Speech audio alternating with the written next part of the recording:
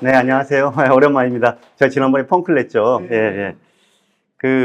제 이제 세계의 전쟁이란 책을 가지고 하는데, 전쟁 세 개를 다뤘어요. 그래서 지난번에 태평양 전쟁을 했고, 오늘 우크라이나 전쟁을 해볼까 합니다. 지난번에도 말씀드렸듯이, 뭐 제가 전쟁 자체를 뭐 그렇게, 막 군사적으로 이렇게 깊게 분석하고 파는 것보다는 전쟁을 통해서 본, 강대국 국제정치. 예, 그러니까 결국에는 어떤 국제정치적인 질문을 던져보고 우리가 사는 이 시대를 한번 생각해 보자는 취지에서 책을 썼습니다.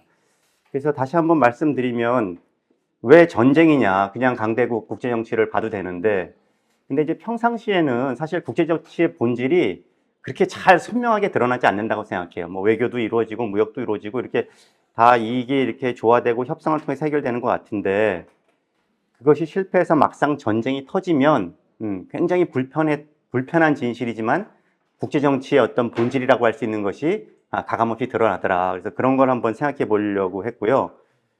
뭐 이따 설명드리겠지만 국제정치가 굉장히 이제 폭력적이고 특히 강대국들은 필요에 따라서는 뭐 서슴지 않고 폭력을 행사하고 또 우리가 평등한 주권 국가로 이루어진 어떤 국제사회에 우리 있다고 생각하지만 그거는 사실은 어떤 규범이고 당이고 실제적으로는 굉장히 유계성이 있죠. 그걸 이따 유엔 관련돼서 한번 말씀드려보고 특히나 제가 볼 때 강대국들은 이 세력권적인 관점에서 사고하더라. 옛날에 지난 태평양 전쟁 때 주권선, 이익선이라는 말 했지 않습니까? 그때 청일 전쟁 때 이제 일본에 메이주신의 실력자 중에 한 사람이 했던 단어인데, 일본 본토는 주권선이지만 한반도가 일본의 이익선이라는 거죠. 그래서 그 이익선을 지키기 위해서 또는 찾기 위해서 청과도 전쟁을 하고 러시아와도 전쟁을 하고 그랬는데, 뭐 이런 사고가 사실 우크라이나 전쟁도 거의 같은 맥락으로 볼 수 있을 것 같아요. 그죠? 예. 뭐 러시아가 침략받은 건 아니잖아요. 그럼에도 불구하고 우크라이나가 자신의 이익선이라고 보는 거죠. 다음번에 이제 또 하게 될 대만에서 만약에 전쟁이 벌어진다면, 지금 미국이, 대만은 독립국도 아니지만 미국으로부터 수천 킬로미터 떨어져 있지만 뭐 중국이 침공한다면은 뭐 이제 거기 개입할 것 같은 어떤 그런 커미트먼트를 보이는 것도 사실은 뭐 영토를 지키는 건 아니잖아요.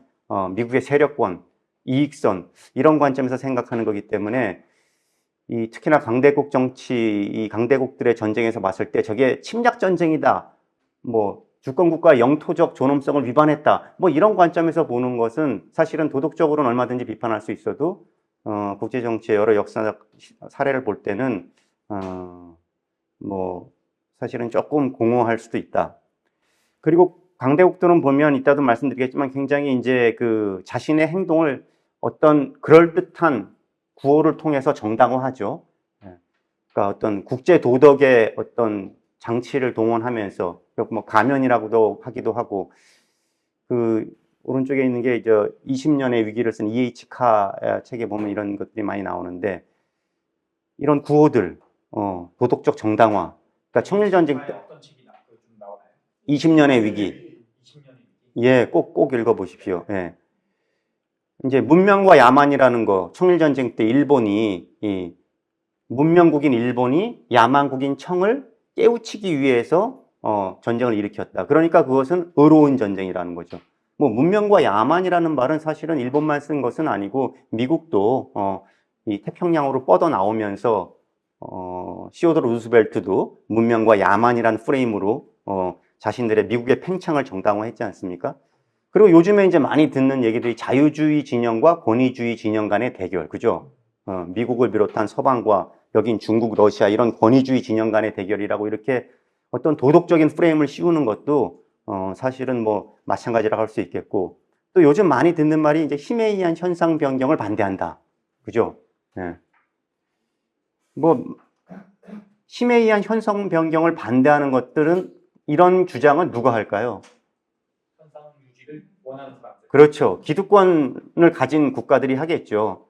근데 E.H. 카도 지적했듯이 국제 정치에서 현상 변경은 힘에 의하지 않고 이루어진 적이 있나?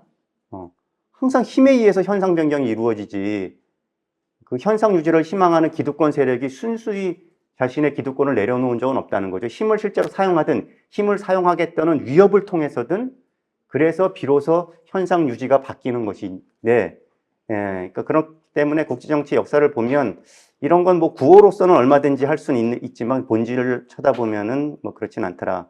그래서 우리가 흔히 뭐 침략 전쟁이라고도 하고 어떤 이제 특히나 지금 기본 질서, 현존 질서를 흔드는 나라들을 이제 이 어떻게 보면 도덕적으로 비난하기도 하고 그래서 선한 국가, 악한 국가로 좀 나눠서 우리가 좀 보는 경향도 있고요. 특히나 이제 우크라이나 전쟁 오늘 하겠지만 어쨌든 러시아가 침공한 거잖아요. 약소국을. 러시아를 건드리지 않았는데 어쨌든 간에 그 침공한 거. 그래서 그건 악한 국가. 뭐 그래서 우크라이나는 선한 국가. 이제 이런 구도로 도덕적인 어떤 규범적인 구도로 우리가 보여지긴 하지만 그리고 또 하나는 이제 푸틴이 결국에 문제의 근원이다. 그래서 푸틴이 러시아 정치에서 퇴출되면 러시아의 어떤 이런 행위도 좀 바뀌지 않을까. 바이든 대통령도 그런 말을 했었죠.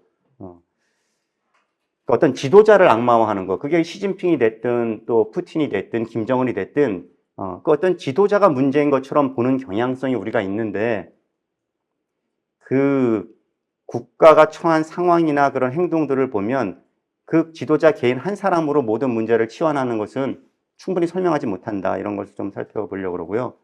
그래서 국제정치에서 어떤 평화 세력이 있고 여긴 또 전쟁, 침략 세력이 있는 것이 아니라 어떻게 보면은 전쟁을 원하지 않는 나라, 그러면서 현상을 유지하고 싶은 나라가 한편에 있는 거고요. 또 다른 한편에는 여기도 전쟁을 원치 않아요. 그렇지만 현상을 변경시키고 싶은 나라가 있는 거죠.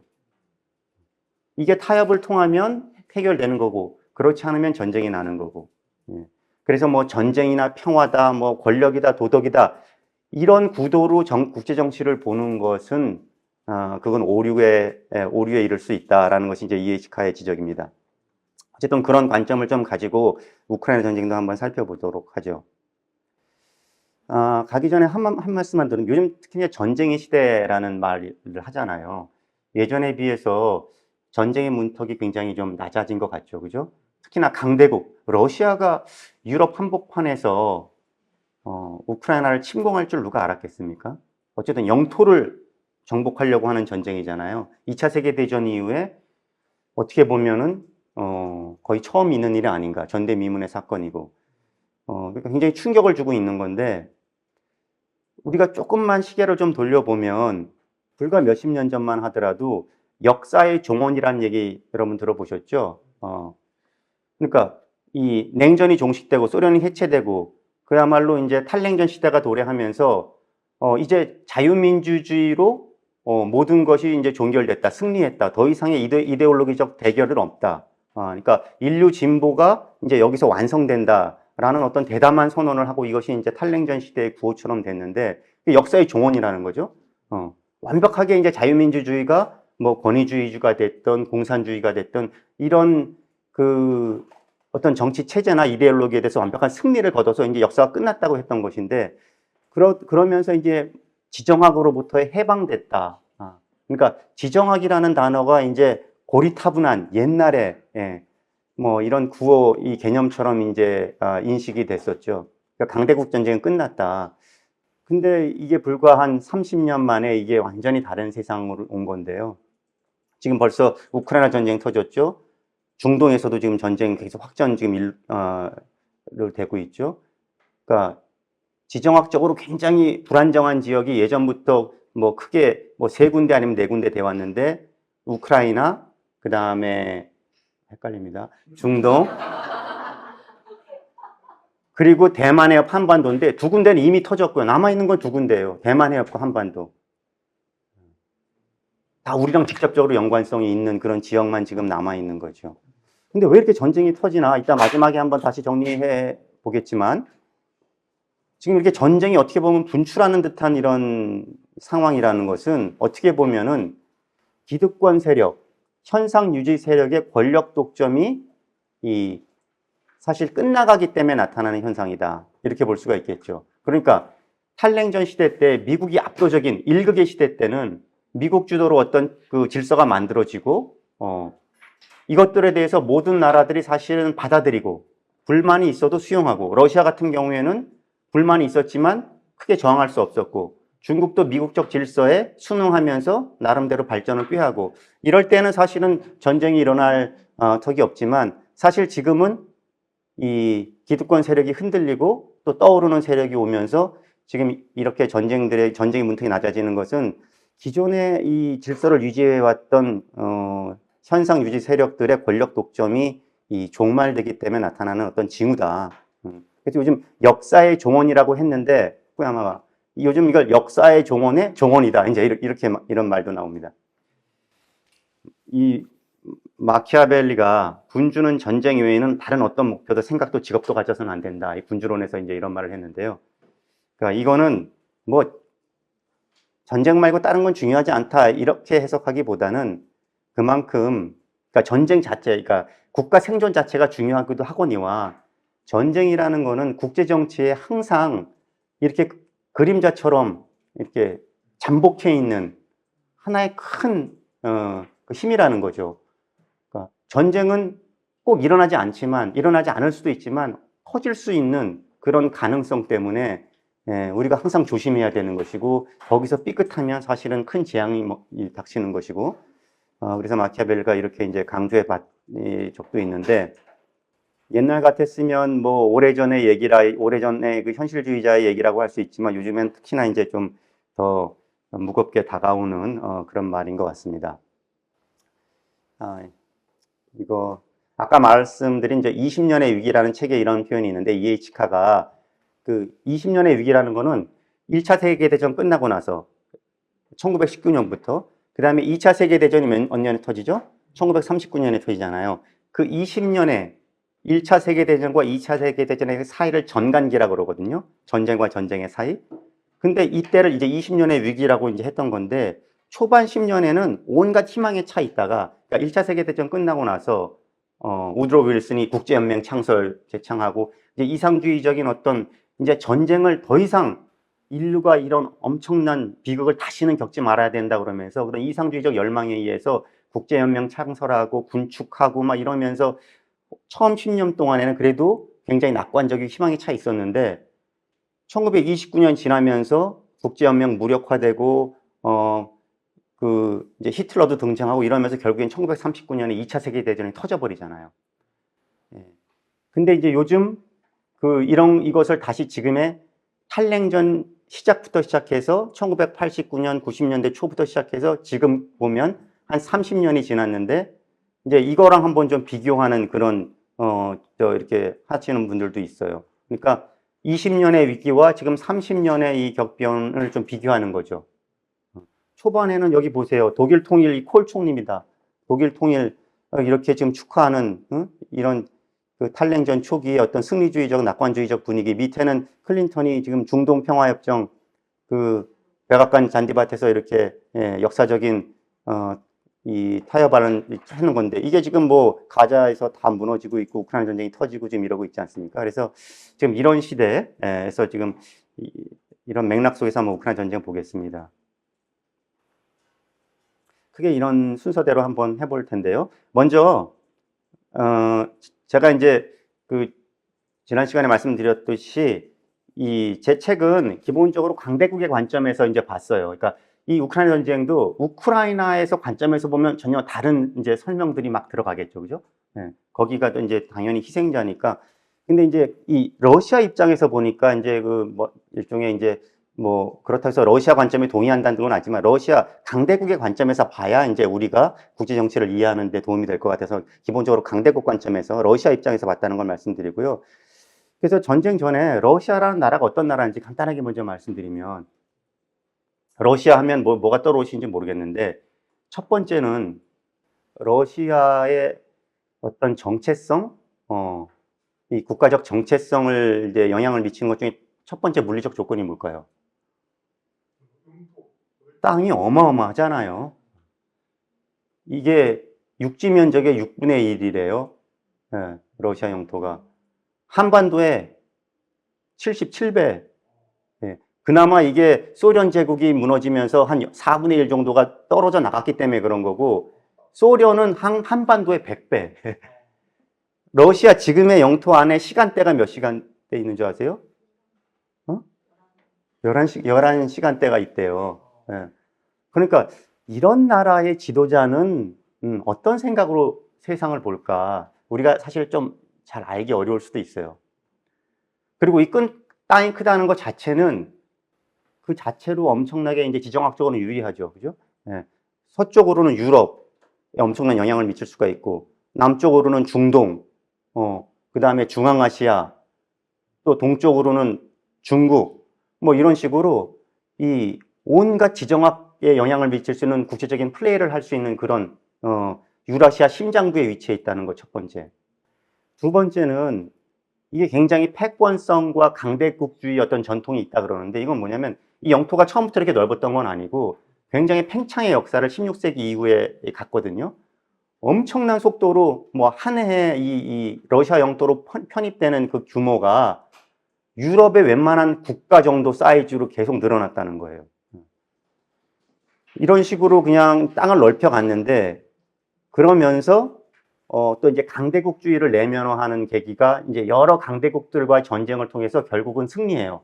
러시아의 역사를 보면 처음엔 스웨덴 북방 전쟁, 스웨덴 전쟁하고 스웨덴과의 전쟁에서 그 당시 스웨덴 강대국이었는데 그때 승리하고 그 다음에 러시아가 또 크게 피해를 보고 어쨌든 마지막에 이긴 건 뭐죠?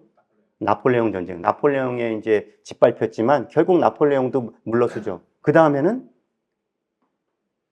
2차 세계대전. 그죠? 히틀러한테 침략당하지만 결국은 이기잖아요. 근데 이 모든 것들이 그렇다고 해서 완전 이 굉장히 자신감과 승리주의적인 어떤 생각만 있는 게 아니라 굉장히 안보 불안 심리를 우리가 좀 이해할 수 있어야 되는데 그 러시아 영토는 지리적으로 보면 별로 이렇게 자연적 경계물이 없이 웬만한 건 다 대평원이란 말이에요. 그러니까 우랄 산맥이 이제 그 유럽과 아시아를 나누는데 그 우랄 산맥 높이가 별로 안 된다 그래요. 우리나라 북한산 정도. 그러니까 그것만 넘으면 그냥 대평원으로 다 이제 침입이 가능한 거죠. 그래서 나폴레옹이 됐든 히틀러가 됐든 굉장히 러시아는 무방비 상태로 그냥 열려 있는 나라.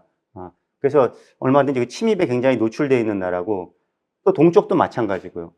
그래서 몽골 제국의 침입을 받고 타타르의 멍해라 그래가지고 몽골의 굉장히 치욕적인 지배를 받잖아요. 그리고 이제 우리가 이 러시아가 갖는 어떤 자기 국경선을 넘어선 어떤 세력권을 꼭 형성해야 되겠다는 그런 강박관념을 볼 때 특히 이제 우리가 이제 먼 옛날 뭐 나폴레옹 이런 얘기 하니까 좀 멀게 느껴지는데 2차 세계대전 같은 경우에 보면 소련이 그 러시아가 압도적으로 많이 죽어요. 그러니까 피해가 가장 큰 나라예요. 2,900만 명이 죽었다는 거예요. 2차 대전 희생자. 다른 어떤 나라보다도 뭐 폴란드, 독일이 그 다음으로 가장 많이 희생됐는데 그런 나라의 5배. 그러니까 우리가 뭐 노르망디 상륙작전 그래가지고 서부전선 많이 얘기하잖아요.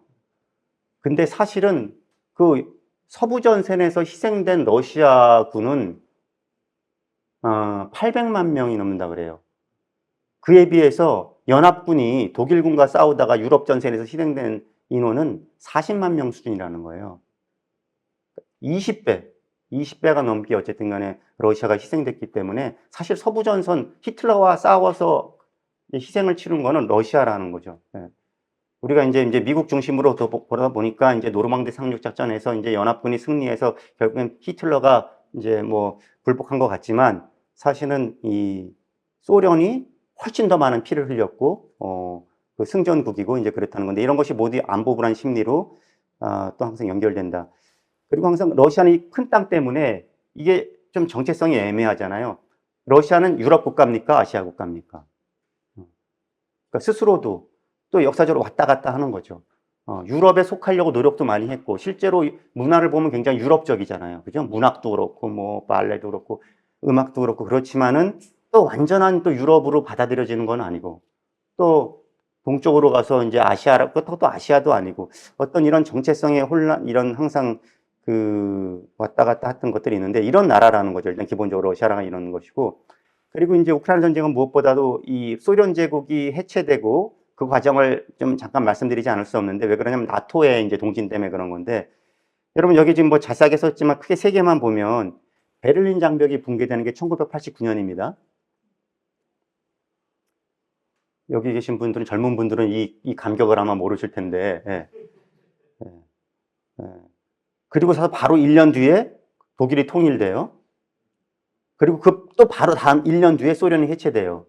이게 막 10년에 한 번 있을까 말까 한 사건이 해마다 막 이렇게 일어나는 거예요. 예.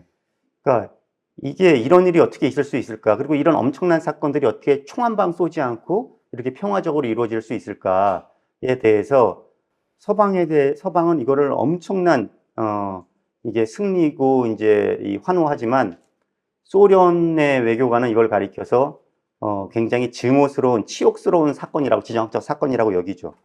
그러니까 요 관련돼 가지고 이제 그 독일 통일 같은 경우에 보면 베를린 장벽이 붕괴됐지만 독일이 통일되는 건 별개의 문제예요. 왜 그럴까요? 독일은 전쟁을 일으켰기 때문에 이 연합군이 강제로 나눠놨잖아요. 예, 동서독이 이제 그렇게 분할시켜 놓은 거잖아요. 그러니까 이건 일종의 전리품이에요. 아까 얘기했잖아요. 소련 같은 경우는 특히나 2,900만이 죽었다고. 그걸 통해서 이 독일은 분리돼 있어야 되는 나라. 그러니까 그 독일에 대해서는 그런 말 하잖아요. 언제나 전쟁을 일으키는 방아쇠 역할을 한다. 독일은 통일되어 있고 강했을 때 항상 유럽에서 문제를 일으켜왔다. 1871년에 독일이 통일되죠. 그때 전쟁을 통해서 통일하고 1차 세계대전 어찌됐든 간에 독일이 어쨌든 일으켰고 2차 세계대전 마찬가지고 그래서 이 연합국들이 이 독일 안 되겠다. 그래서 좀 잘라놓겠다는 거예요. 힘을 약화시키기 위해서. 그래서 동서독 분단이 됐던 거죠. 이게 심지어는 풍자적으로 이런 말을 프랑스의 어떤 사람 외교관이 했다는데 우리는 독일을 너무 사랑하기 때문에 독일은 많을수록 좋다. 많으면 많을수록 좋다. 그러면서 이제 갈라놨다는 건데 이렇게 갈라놓은 독일인데 이것을 가만히 그냥 통일을 동의한다? 소련이, 영국이 그때 대처수성도 엄청 반대했어요. 근데 이 이제 역사적 흐름 속에서 이 서독이 이 흐름을 낚아채고 또 이제 부시 미국 대통령이 지원하면서 이런 놀라운 일이 벌어졌는데 이때 쟁점이 여러 가지가 있었지만 그중 하나가 이 나토의 문제였어요. 독일이 통일되면 그 통일된 독일은 어떤 군사적으로 안보적으로 어떤 입장을 취할 것인가. 고르바초프는 원래 이제 독일이 통일되고 소련이 개혁개방하면은 유럽이 하나의 집이 돼서 러시아도 그 유럽적 질서에 포함돼서 이 조화로운 세계가 이루어질 거라고 그런 비전을 갖고 있었어요. 그러면 독일은 당연히 좀 군사적으로 중립화돼야 된다고 믿었어요. 그랬는데 딜레마가 뭐냐면 독일은 그래서 베이컨 국무장관이 근데 고르바초프한테 물어요. 좋다. 그러면 독일이 통일된 이후에 독일이 나토 밖에 있길 원하냐, 나토 안에 있길 원하냐고 물어요. 고르바초프한테. 근데 고르바초프가 답을 잘 못했어요. 왜 그랬을까요? 고민을 덜 해본 거죠. 예? 고민을 덜 해본 거죠. 근데 고민을 한들, 그러니까 나토 안에 나토 진영에 들어간다는 건 어쨌든 서방의 군사 동맹이잖아요. 나토는. 그러니까 사실은 나토는 이 냉전 때 만들어진 거니까 자유주의 진영이고 여기 소련이 해체돼서 바르샤바 동맹이 없어졌는데 나토가 계속 존속한다는 게 이상한 거 아니에요? 네. 그래서 나토도 해체되면서 어떤 이 유라시아 전반의 어떤 안보 구조를 아키텍처를 다시 만들든지 뭐 이상적으로는 그런데 소련도 해체되고 이쪽에 이 바르샤바 조약기구 동맹은 해체되는데 이 서방의 동맹은 그대로 있어요. 근데 그것도 모자라서 계속해서 팽창해 갔어요. 그러다 지금 결국에 이제 급기야 우크라이나 전쟁이 터진 거 아니에요. 근데 여기서 아까 고르바초프가 대답을 못한 건 뭐냐면 나토 바깥에 독일이 있으면 아까 얘기한 대로 독일이 억제가 안 되잖아. 이걸 통제할 수 있는 메커니즘이 없잖아요. 그렇다고 독일이 나토 안에 들어가면 서방 중심의 그 나토에 또 독일까지 들어가니까 그것도 신경 쓰이고. 그래서 이렇게 우왕좌왕했던 건데 고르바초프가. 그런데 마지막에 합의한 거는 독일이 나토에 가입하되 그 당시 서방 지도자들이 고르바초프한테 약속한 거는 나토가 절대 동쪽으로 1인치도 이동하지 않겠다, 확장하지 않겠다 이런 약속을 했던 거죠. 그럼 베이커 국무장관도 그랬고 당시에 뭐 미테랑 프랑스 대통령도 그랬고 나토 사무총장도 그랬고 그러니까 나토는 그냥 존속은 하지만 러시아 국경으로 접근하지 않는다.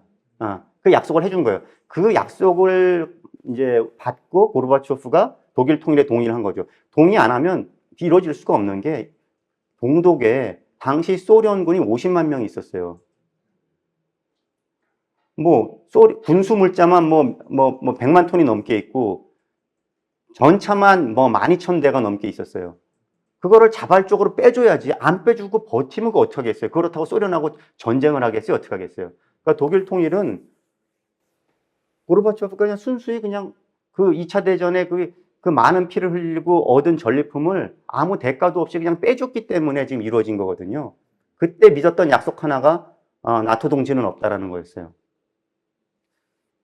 그랬는데 그 이후의 역사를 보면 그 약속은 온데간데 없고 나토는 계속 확장하죠. 그죠? 1998년에 폴란드, 체코슬로바키아, 헝가리라는 옛날에 바르샤바 조약기구에 있던 국가까지 흡수하고 이러면서 계속해서 들어오다가 드디어 이제 우크라이나까지 나토 가입 문제가 나오니까 이제 러시아로서는 이건 더 이상 이건 러시아 안보의 임계점이다. 이제 이래서 반격했다는 이제 이런 얘기인 건데요. 그래서 이런 맥락이 있었다는 것이고요. 어찌됐든 간에 나토가 확장될 때 러시아가 변변히 뭐라고 여기에 대해서 대응을 하지 못했어요. 옐친 시대 때. 왜 그랬겠어요?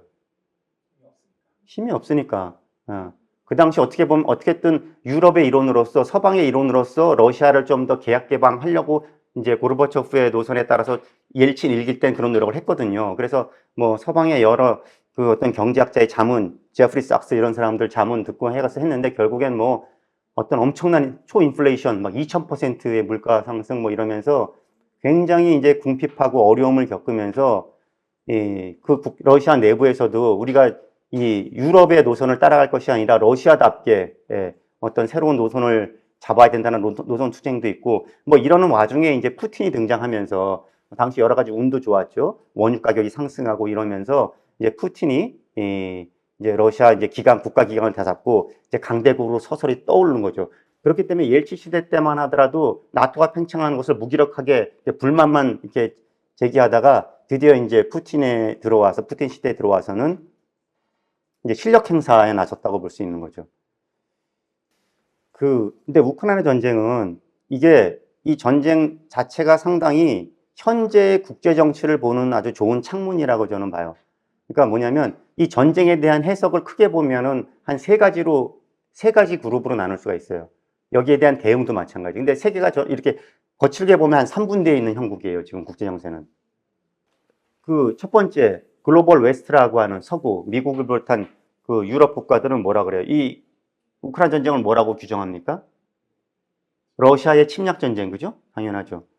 그리고 이거는 단순히 우크라이나가 공격받은 어떤 한 국가를 침략한 것이 아니라 규칙 기반 국제 질서 자체를 뒤흔드는 행위다. 그러니까 rule based international order를 자체를 이건 무시하는 행동이다. 그러니까 주권국가 영토적 존엄성, 이거 2차 세계대전 이후에 사실은 웬만큼 다 지켜져 오던 건데 러시아라는 강대국이 이 주권국가 영토를 지금 뺏으려고 하는 이런 지금 행위를 한다는 거죠. 그래서 이거를 못 막으면 규칙 기반 국제 질서 자체가 흔들린다. 그래서 이거는 단순히 우크라이나를 지키는 문제가 아니라 전 지구적 질서를 지키는 문제고 만약에 여기서 푸틴한테 결정적인 패배를 안겨주지 못하면 이거는 시진핑의 또 어떤 야심을 자극할 수도 있다. 그리고 푸틴 같은 경우에는 우크라이나만 먹으면 끝나는 것이 아니라 우크라이나 외에 그 다음에 또 타겟이 있을 것이다. 그게 조지아가 됐든 뭐 몰도바가 됐든 어떤 나라가 됐든 유럽의 어떤 질서를 막 흔들려고 할 수 있다. 푸틴의 어떤 제국주의적 열망, 옛날 소련 제국의 영광을 재현하려는 그런 헛된 망상이 있는 지도자인데 여기서 만약 손쉽게 승리한다? 그럼 그 다음 걸 또 생각하게 한다는 거죠. 그래서 이건 반드시 막아야 된다는 것이고 이제 실제로 이제 그런 생각이 굉장히 강한 것 같아요. 유럽 사람들도 이제 만나보면. 그러니까 어떻게 돼요? 지금 서유럽은 이거를 전 지구적 투쟁이라는 거죠. 이건 단순히 뭐 우크라이나의 문제도 아니고 유럽만의 문제도 아니고 전 지구의 지구적 문제니까 온 나라가 단결해서 대응해야 된다는 것이고, 그러다 보니까 특히나 이제 나토 같은 경우는 옛날에 굉장히 뭐 흐지부지 됐었는데 적이 없다 보니까 이제 러시아라는 적이 생기니까 이제 다시 뭉치는 거죠. 특히 그동안에는 이제 러시아의 어떤 위협에 대해서는 동유럽 국가들은 굉장히 국경도 근접해 있고 많이 당했기 때문에 굉장히 두려워했는데, 서유럽은 사실은 그거는 굉장히 옛날 냉전적 사고라고 생각하고 러시아랑 협력을 많이 했거든요. 특히 독일 같은 나라는 그 경제 모델이 이 러시아의 값싼 원유, 천연가스를 들여오고 또 독일의 제품 이렇게 수출하고 이런 러시아와 그런 관계를 맺고 있었는데, 이제 다시 한번 이번 전쟁을 계기로 동유럽뿐만 아니라 서유럽들도 각성하면서 이제 나토가 결속하는 거고, 이제 나토만 결속하는 것이 아니라 지금 인도 태평양하고도 막 연계되는 움직임이 있잖아요. 우리 지금 대통령이 지금 벌써 세 번째 갔나요? 네 번째인가요? 나토 정상회의에. 예. 옛날 같았으면 상상하기 어려워요. 제가 국방부에 저 초임 과장할 때 국제정책과장이라는 걸 했는데, 그때 나토에서 우리나라한테 요청한 게 제발 국방부 장관이 한번 좀 옵서버로 와달라. 나토 회의할 때. 장관에. 그럼 우리가 이제 외교부랑도 이제 회의를 한번 해보죠. 이거 가는 게 맞냐, 안 가는 게 맞냐. 나토에서 우리를 자꾸 초청하는 건 딱 그 이유예요. 어떤 군사적, 안보적 기여를 해달라는 거예요. 나토가 역외 작전 많이 했잖아요. 그때 아프가니스탄 전쟁도 하고. 근데 한국만큼 군사적 역량을 갖추고 있는 나라가 전 세계에 많지 않거든요. 우리가 북한을 상대로 엄청나게 군사력을 계속 유지하고 훈련하고 있기 때문에 굉장히 탐나는 나라란 말이에요. 그러니까 한국을 초청하는데 우리가 결국은 그럴 때 안 갔어요. 국방부 장관이. 부담이 돼갖고. 우리가 가서 하면 또 뭔가 자꾸 컨트리뷰션을 얘기해야 되고, 그런데 뭐 나토한테 우리가 꼭 얻을 게 뭔가? 이런 생각이었죠. 근데 지금은 뭐 국방부 장관은 그냥 대통령이 지금 연속으로 가서 막 나토랑 막 연기하고 지금 막 그러잖아요. 뭐 안보의 불가분성 얘기하고. 그리고 이제 뭐 이 쿼드나 뭐 오커스 이런 거 다 아실 거고. 그래서 지금 이제 이렇게 세상을 보는, 그리고 이렇게 대응하는 글로벌 웨스트가 있고요.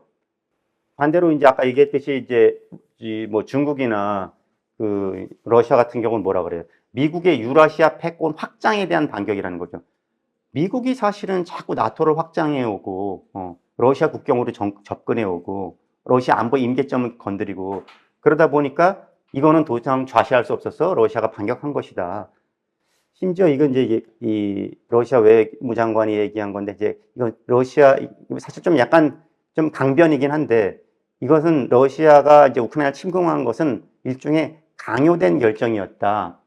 어쩔 수 없이 했다. 뭐 이제 이런 변명도 하는데요. 이거 관련돼서 그 브레진스키 함정이라는 것도 있어요. 뭐냐면은 그 브레진스키가 카터 행정부 때 이제 그 보좌관, 안보 보좌관이잖아요. 그때 그 소련이 아프가니스탄을 침공하죠. 1979년에 12월에. 그게 소련이 아프가니스탄 침공해서 어떻게 돼, 결국에는? 그때 탈레반이 아프가니스탄의 친소 정권을 계속 공격하다 보니까 이제 소련이 침공한 거란 말이에요. 근데 결국 소련이 손들고 나가죠. 그게 그냥 자연 발생적으로 일어난 게 아니라 브레진스키가 자기 이제 카터 행정부 집권한 이후에 계속해서 그 탈레반, 그 소련에 반대하는 그 세력을 계속 지원해 줬다는 거죠. 소련의 심기를 건드리고. 그래서 소련이 아프가니스탄을 침공하도록 유도했다는 거예요. 근데 그래서 미국이 자금과 무기와 이런 걸 지원해서 소련을 약화시키기 위해서 그랬던 건데, 그 탈레반이 결국엔 그 탈레반인 거예요. 그래서 훗날 브레진스키가 나중에 이제 서방 프랑스 언론하고 인터뷰할 때 후회하지 않느냐. 결국엔 그 당시에 그 탈레반을 지원하는 것이 나중에 아프가니스탄이 이렇게 된 것이고, 현재 지금 아프가니스탄 문제를 낳았는데, 그러니까 브레진스키가 뭐라고 대답하냐면, 무슨 소리냐. 그건 탁월한 결정이었다. 뭐냐면 소련을 아프가니스탄이라는 함정으로 유인에 끌어들이지 않았냐. 소련한테 베트남을 선물했다.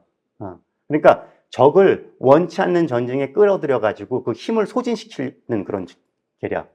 뭐 이런 걸 얘기했는데, 이제 그런 것과 비교해서 이번에 어떤 우크라이나 침공도 뭐 약간 음모론적으로 보면 뭐 이렇게 해석하는 분도 있습니다. 일단 뭐 다시 한번 하기로 하고. 근데 이제 어쨌든 이게 당연히 이제 이게 러시아, 중국의 입장이고요. 이건 생략하고. 근데 이제 마지막 그 세 번째 그룹, 이 나라들이 사실 좀 흥미로운데, 지금 현재 시대의 어떤 특징이기도 한데, 선택하지 않는 국가들이 있어요. 지금 이 지도 보면은 아주 엄청난 대러 제재를 막 서방이 한다고 막 얘기했는데, 이 지도에서 나타나지만 사실은 대러 제재하는 나라들 그렇게 많지 않아요. 미국, 캐나다, 유럽 국가들, EU, 나토 국가들, 그 다음에 이 동아시아의 미국의 동맹국들 이 정도예요. 그러니까 초반에 서방이 유럽을 제재함으로써 러시아의 전쟁 지속 능력을 약화시켜서 이길 수 있다고 생각했는데 이 많은 나라들이 제재에 동참 안 하니까 구멍이 너무 커가지고 지금 러시아 경제는 나쁘지 않다는 거 아니에요. 이런 나라들인데 조금만 자세하게 말씀드리면 이 글로벌 사우스라고 그래요. 남반구 국가들. 여기 뭐 대표적인 나라 몇 개만 예를 들었지만 인도 모디 총리, 그 사우디아라비아, 그 다음에 브라질의 룰라, 남아공 뭐 이런 나라들인데 어떻게 보면 미국과 가까운 나라들이에요. 인도는 저 쿼드라 그래가지고 중국 견제하는 그 호주, 일본, 미국, 그 인도 그렇게 4개국 나라잖아요. 중국 견제. 그런데 이런 인도 같은 경우 굉장히 특이하죠. 대러 제재에 동참 안 하는 건 물론이고 러시아로부터 값싼 원유를 더 많이 사들여요. 그러니까 러시아 제재가 먹힐지가 않죠. 그냥 구멍이 뻥뻥 뚫리는 거죠. 그러니까 미국에서는 인도가 이런 행동을 하니까 굉장히 당혹스러운 거예요. 중국 견제를 위해서 인도 태평양으로 바뀌었잖아요. 그러니까 인도를 끌어들여서 중국을 견제하는 지금 어떻게 보면 서방이 어떻게 보면 굉장히 중요한 전략적 파트너인데 이런 나라가 우크라이나 전쟁 관련돼서는 완전히 독자적인 길을 걷는 거죠. 이거에 대해서 이제 약간 비난조가 나오면 인도는 뭐라 그러냐면, 그러니까 이런 나라들도 그 러시아의 침공 자체를 뭐 두둔하진 않아요. 침략 전쟁이다라는 것까지는 알아요. 근데 그렇다고 해서 서방과 행동을 같이 하진 않겠다는 거죠. 왜? 서방도 그래 왔으니까. 미국도 이라크 침공하지 않았냐. 그럴 때 언제 인도가 미국을 제재했냐. 어느 나라가 미국을 제재하냐. 그런 것처럼 인도는 인도의 국익만을 생각하겠다. 이제 이렇게 나오는 거죠. 이제 어떻게 보면 실용적이고 어떻게 보면 기회주의적인 건데, 그리고 또 이런 나라들이 생각하는 건 뭐냐면, 우크라이나 전쟁은 전 지구적 문제라고 막 그랬잖아요. 근데 이 나라들은 그렇게 보지 않죠. 그게 유럽의 문제지 왜 우리의 문제냐. 국제정치에는 항상 폭력과 전쟁이 항상 있어왔지 않느냐. 아프가니스탄 전쟁이 있었고, 이라크 전쟁이 있었고, 시리아 내전이 있었고, 이티오피아 내전이 있었고, 거기 맨날 수십만 명 죽어나갈 때 그런 어떤 지정학적 재앙에 대해서 둔감하더니 이제 유럽 한복판에서 백인들끼리 전쟁 나니까 갑자기 무슨 마치 전대미문에 옛날에는 없었던 게 마치 있었던 것처럼 그렇게 얘기하느냐. 이제 이런 거예요. 그리고 이제 서방의 이중잣대 위선 얘기하고 이제 규칙 기반 질서에 대한 맹소라고 하는 것은 룰 베이스드 인터내셔널 오더가 무너진다고 막 그러는데 이런 나라들이 보기에는 이 룰 베이스드 인터내셔널 오더라는 게 과연 이 규칙이라는 게 누가 쓴 거냐, 누구의 이익을 위해 복무하는 거냐, 뭐 이런 걸 얘기하는 거죠. 그러니까 예를 들어서 이런 나라들은 되게 이제 유엔의 그 비민주성 같은 거 많이 제기하는 나라들인데, 유엔 개혁 많이 얘기하는 나라들인데, 뭐 예를 들어서 그 IMF, 뭐 세계은행, 말은 어떤 그 전 지구적인 어떤 그런 그 제도인데 이 수장이 누구예요? IMF 총재는 유럽인이 하고 세계은행 총재는 미국인이 하잖아요. 그죠? 네. 세계은행인데 어쨌든 미국인이. 그러니까 그리고 거기 지분 구조도 그렇고. 그리고 규칙 기반 질서 얘기하지만 사실 우리가 자유무역 그래가지고 WTO 우리가 예전에 그거 엄청나게 교육받고 살았잖아요. 네. 그것이 선이라 그러고 세계화 얘기 듣고. 근데 요즘 들으면 어떻습니까? 미국이 앞장서서 보조금 지급하고 막 산업정책 쓰고 옛날 같았으면 다 WTO 제속감이에요. 네. 미국이 그러니까 유럽도 그러고 막 보조금 산업정책. 그러니까 옛날에 그 자유무역 정신을 훼손하는 그러니까 이 규칙을 옛날에 서방이 썼다가 이제 이 규칙이 나한테 별로 유리하지 않아. 그러니까 규칙을 막 바꾸는 거예요. 그러니까 그런 거에 그걸 지켜보는 이런 남반구 국가들은 굉장히 이런 냉소적인 이제 대응을 하는 거고. 그래서 역사의 오른편에 서라는 설교 이런 거 더는 듣지 않겠다. 이제 이렇게 이제 나타나고 있는 거죠. 이 우크라이나 전쟁이 이제 그럼 앞으로 어떻게 되는 것이냐? 러시아와 유라시아 질서의 미래는 뭐냐? 간단하게 여기서부터 보겠는데 우크라이나 전쟁 미국한테는 처음에 굉장히 전략적 기회라고 볼 수 있었어요. 왜냐하면은 트럼프 때만 하더라도 굉장히 미국의 세계적 지위가 흔들렸단 말이에요. 그죠? 굉장히 고립주의적 성부, 일방주의 성향 보니까. 그러니까 이제 미국이 이제 바이든 행정부 들어와서 아메리카 is back 그러면서 막 이제 국제적인 그런 리더십을 다시 발휘하겠다고 했는데 그렇게 뭐 말로만 잘 되는 건 아니었는데 이게 우크라이나 전쟁 한 방으로 막 해결된 면이 있어요. 그러니까 바이든은 지금 어쨌든 중국하고 미중 경쟁에 이제 집중하고 싶은데 이거를 그냥 하기보다는 혼자 하면 버거우니까 우방국들을 또는 전 세계 국가들을 많이 끌어들여서 중국을 견제하고 싶은데 그것을 하기 위한 하나의 방편으로서 민주 진영과 권위주의 진영 간의 대결이다. 이런 어떤 이데올로기 프레임을 갖다 씌우려고 했는데 근데 그게 말로만은 잘 안 됐단 말이에요. 근데 이 전쟁이 터지니까 실제 이게 확 와닿는 거죠. 그죠? 왜냐? 러시아라는 권위주의 진영이 서유럽을 공격하고 거기에 러시아가 다시 중국이랑 밀착하고 있잖아요. 그러니까 민주 반민주 구도가 자연스럽게 만들어진 거죠. 바이든 행정부의 바람대로. 그리고 나토도 결속되고. 그리고 미국은 항상 그 러시아하고 유럽하고 관계를 좀 껄끄러워했죠. 특히 독일과 러시아의 관계, 동로 관계. 그런데 이번에 어때요? 여러분 노드스트림 2 아세요? 그 가스관? 그것도 참 신기해요. 그 해저에서 폭발됐는데 엄청난 사건이란 말이에요. 근데 뭐 그렇게 크게 떠들질 않아요. 누가 터뜨렸길래. 그걸로 독일과 사실은 그 우크라이나 전쟁이 일어나기 전부터 미국은 계속 문제 제기했어요. 그 가스관에 대해서. 메르켈이 꿈쩍도 안 했어요. 이건 우리가 그냥 한다. 러시아로부터 싼 그 천연가스를 들여오는 게 독일 경제에 엄청난 유익이기 때문에 이제 그렇게 했다는 건데 그게 우크라이나 전쟁을 계기로 그냥 단번에 해결됐잖아요. 이제 독일과 러시아의 관계 파탄 나고 그리고 미국에 대한 유럽의 장악력도 높아지고 아까 얘기한 대로 유럽과 인태 안보도 연계되고 지금 뭐 이런 식으로 가고 있는 건데 반대로 중국은 우크라이나 전쟁 어떻게 보느냐? 기본적으로 지금 중러가 가까워지고는 있잖아요. 그죠? 왜? 지금 미국이 너무 거세게 중국을 몰아붙이고 뭐 이제 미국의 일극 체제를 더 어떻게든 좀 만들어 보려고 하는데 중국과 러시아의 공통된 목표는 다극질서를 이제 구축하는 거잖아요. 그러니까 그 전략 목표가 일치하기 때문에 이렇게 하는 거기 때문에 그렇고 특히나 이제 중국 입장에서는 자신한테 가해지는 압력을 좀 분산할 필요가 있기 때문에 지금 러시아가 여기서 무너지는 걸 원치 않죠. 그래서 그 압력을 분산할 필요가 있고 그런데 이 뭐 그림에서도 약간 나타나지만 그렇다고 해서 지금 러시아를 엄청나게 전폭적으로 또 미는 건 아니에요. 그래서 러시아가 은근히 좀 불만을 가질 수도 있어요. 그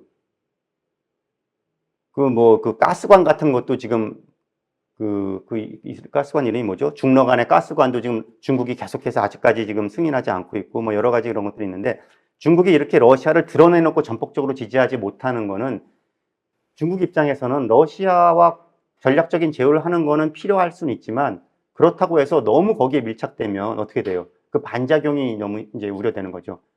중국 입장에서는 어쨌든 계속해서 지금 안정적인 국제 환경 속에서 계속 성장해서 미국을 따라잡는 것이 국가 목표인데 그러기 위해서는 유럽과의 관계도 파탄나면 안 되죠. 유럽 시장도 잃으면 안 되고 또 미국과의 관계도 너무 악화되면 안 되기 때문에 그 사이에서 이렇게 조금 재는 거죠. 중국 입장은 좀 그런 거고 유럽 같은 경우도 보면 사실 좋지는 않죠. 아까 말씀드린 대로 유럽 러시아 경제 관계도 파탄 났고 뭐 산업 경쟁력 유지에 타격도 있고 또 미국에 대한 의존도도 높아졌고 그래서 안보적으로도 굉장히 지금 심각해졌기 때문에 국방비도 많이 써야 되고 이런 부담도 늘어갔는데 어떤 번영의 문제, 경제의 문제에 있어서도 이중 부담이 생겼다. 지금 이런 상황이라고 보이고요.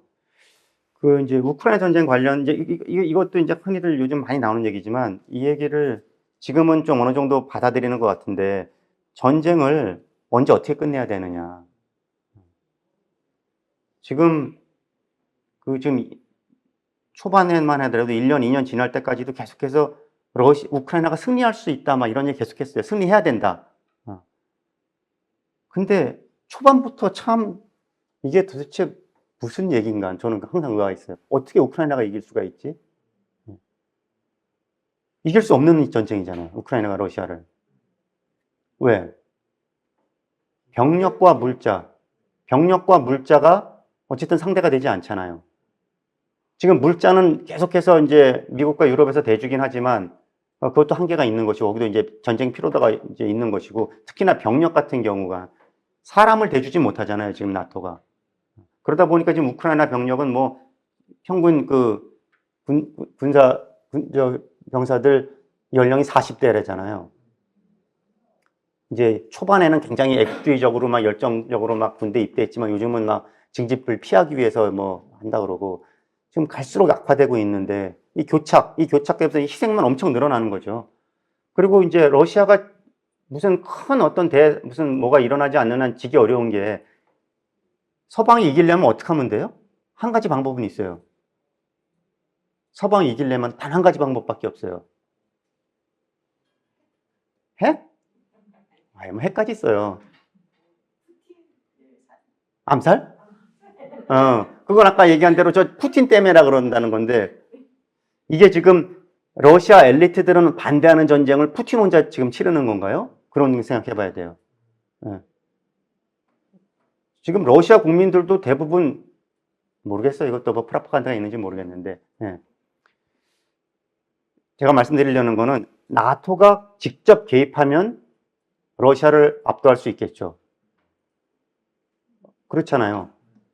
나토가 개입하면 우크라이나가 지금 러시아가 우크라이나 하나 상대하는 것도 지금 저렇게 고전하고 있는데 나토가 직접 개입하면 러시아로서는 이길 수 없죠, 나토를. 그런데 왜 못 들어가요? 네, 그렇죠. 그리고 그거는 뭐냐면 러시아의 전략핵 때문에 그런 거죠. 핵전쟁이 들어갈까봐. 그러니까 못 들어가는 거예요. 그러니까 나토가 직접적으로 못 들어가면 어차피 우크라이나 이거 이길 수 없는 전쟁인데 냉정하게 보면 그런 건데 초기 여태까지도 이 전쟁에 대해서 이제 어떤 종식을 이 현실적인 타협책을 찾지 못했던 거는 이게 푸틴한테 이런 승리를 그냥 손쉽게 안겨준다는 것에 대한 엄청난 거부감. 그리고 여기서 만약 타협했을 경우에 계속해서 더 푸틴의 야심이 더 커지는 거에 대한 두려움. 뭐 이런 여러 가지 또 어떤 그 희망적 사고들 뭐 이런 가지 겹쳐가지고 이제 여기까지 왔는데 그럼 앞으로도 계속 이럴 거냐. 그래서 요즘에 나오는 얘기, 요즘이 아니죠. 한참 나온 지 한참 됐어요. 한반도 모델. 한국 전쟁은 어떻게 끝났어요, 우리? 1953년에. 예. 휴전이잖아요, 그냥. 뭐 누가 승리가 없잖아요. 그냥 무승부로 끝나버렸잖아요.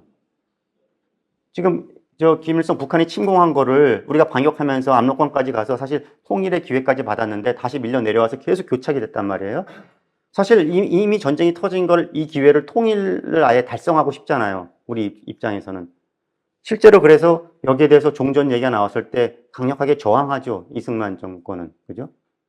그런데 이게 1951년부터 접어들면 1950년 전쟁 터지고 1년 뒤가 되면 이미 전쟁이 교착 상태에 빠져요. 그때부터 이미 중국 모택동과 김일성은 이거를 종전을 선호합니다. 그래서 스탈린한테 가서 계속 그 타진을 해요. 더 이상 버티면 모택동 입장에서는 중국 경제가 아직 중국은 신생 국가인데 굉장히 초반인데 이게 중국 자체가 흔들릴 걸 걱정했고 김일성도 더 이상의 이제 이 교착은 승리가 없다고 판단하니까 스탈린의 이제 승낙을 받아서 어떻게든 이 종전하고 싶었는데 스탈린이 동의를 안 해요. 인내, 필요한 것은 인내다. 왜 그랬을까요? 네. 다시 얘기하면 계속해서 미국의 힘을 빼는 거고요. 스탈린 입장에선 관심은 역시 서유럽 쪽 전선인데 미국을 한반도 진영에 묶어놓으면서 계속 미국의 힘을 빼는 거예요. 그러면서 중국의 힘도 빼면 좋아요. 중국이 이제 신생 사회주의 국가긴 하지만 이게 만만치 않은 나라라는 거를 이미 간파했어요, 스탈린은. 버거운 나라죠. 동유럽의 조그만 그 사회주의 위성 국가들하고는 달랐어요, 중국은. 그래서 이 나라도 좀 고분고분하게 만들 필요가 있다고 생각했던 거죠. 그래서 만약에, 그러니까 김일성의 그 남침을 승인할 때부터 그 남침이 성공해도 좋고 실패해도 없다. 스탈린은 그렇게 생각했던 거예요. 그리고 그러면서 이 조기 종전을 용인해 주지 않아요, 스탈린은. 그러니까 이게 강대국들 그렇듯이 이제 바둑판에 그냥 돌인 거죠. 그게 중국도 그렇고 김일성도 그렇고. 그래서 스탈린이 죽고 나서 사실은 이 종전협상이 급물살을 타면서 1953년에 이제 타결이 되는데 그 이 2년 동안의 교착, 협상이 시작되고 나서도 무려 2년이나 걸렸어요. 그렇다면 이제 우크라이나도 그럴 건데 그 2년 걸리는 동안에 뭐 무려 한 40만 명이 죽었단 말이에요. 전선 움직이지도 않는데. 그러니까 이런 거 보면 우리가 이제 승리를 하고 싶고, 특히 침략자한테 어떤 승리의 과실을 안겨주면 안 된다는 어떤 도덕적인, 이런 확신은 있지만, 그렇다고 해서 이걸 계속 이 전망이 보이지 않는 가운데 이렇게 타협을 받아들이지 않을 경우에 계속해서 희생이 나오고, 그래서 이제 무엇이 더 현명한 건가, 무엇이 더 정의로운 건가, 이제 이런 질문을 좀 던질 때가 됐죠. 한참 지났죠, 사실은. 근데 아마 미 대선이 끝나면 어떤 식으로든지 뭔가 달라질 것 같습니다. 트럼프가 당선되면 물론이거니와, 뭐, 카메라 해리스가 되더라도 이제 좀 달라질 거라고 보이는데요. 어쨌든 이런 게 이제 전쟁 종식의 딜레마고요. 그 유라시아 질서, 러시아를 포함한 유라시아 질서의 미래를 보면 그러면 만약에 여기서 만약 타협을 해서 러시아가 지금 현재 점령한 그 우크라이나 영토의 한 5분의 1 정도 차지하고 끝난다. 그러면 이걸 어떻게 평가해야 될까? 그럼 러시아는 승자인가? 러시아도 승자라고 보기 어려울 것 같아요. 우크라이나 영토 일부는 차지했지만 러시아가 얻은 거 그 정도뿐이고 사실은 지금 러시아는 유럽으로부터 완전 단절됐어요. 그죠? 예. 유럽하고 완전 적대적으로 변해가지고 이제 러시아의 탈출구는 오로지 동쪽밖에 없어요.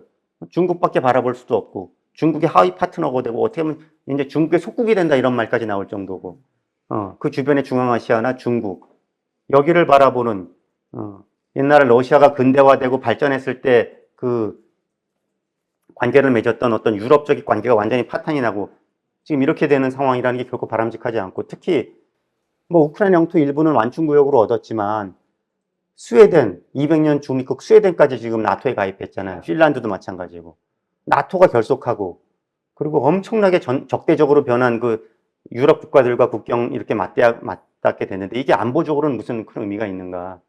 그래서 러시아로서도 사실 손실이 훨씬 크다고 생각이 들거든요. 뭐 물론 뭐 우크라이나 말할 것도 없고 아까 말씀드린 유럽도 마찬가지고 이게 어떻게 보면 승자가 없는 전쟁인데 전쟁이 뭐 매번 그렇지만 그래서 지금쯤 우리가 다시 한번 짚어볼 거는 도대체 뭐가 잘못됐는가? 우크라이나 전쟁이 터지지 않게 위해서는 뭘 했었으면 혹시 막을 수도 있지 않았을까? 이제 이런 질문 던져보는 거잖아요. 뭐가 잘못됐나? 크게 두 가지 완전 관점이 대립하죠. 첫 번째, 이게 국제정치 현실주의자들은 아까 이제 러시아 관점에서 얘기했듯이 나토가 너무 무리하게 팽창했다는 거. 러시아가 엄연히 어떤 안보적인 임계점이 있는데 그걸 너무 무신경하게 건드렸다는 거. 그러니까 이건 미국의 책임이라는 거. 나토의 팽창이 결국 문제의 근원이라는 거. 이게 이제 국제정치 현실주의자들이 얘기하는 러시아의 설명뿐이 아니라 미국 내에서도 그 국제정치 현실주의자 소위 뭐 유명한 사람들 뭐 미얼샤이머도 그렇고 옛날에 그 고인이 됐지만 그 조지 캐넌이라고 이런 사람들도 옛날에 폴란드나 1998년에 그 동유럽 국가들 나토에 했을 때가 엄청나게 반대했어요. 그거는 미국 그 외교에 엄청난 지정학적 재앙을 불러올 것이다 이렇게 얘기했는데 어떻게 보면 그 경고가 현실이 됐다고도 할 수 있는데요. 어쨌든 그렇게 보는 한 측이 있고요. 그러니까 미국이 좀 더 신중했으면 좀 더 조심했으면 전쟁을 막을 수 있었다. 이런 거고 다른 한편 이거에 반대되는 거는 이제 억제론이라고 이름 붙일 수도 있지 모르는데 이건 뭐예요? 나토의 팽창은 옳았다. 옳았다는 것이 지금 러시아의 푸틴의 침공을 보면 증명되는 거 아니냐. 그리고 2014년에 그 크림반도를 침공했잖아요. 푸틴이. 그때 사실 너무 유약하게 대응했다. 그때 단호하게 뭔가 러시아에 했었어야 되는데 그때 유야무야 되니까 푸틴이 보기에 되게 쉽네. 그때 굉장히 손쉽게 어쨌든 크림반도 가져갔거든요.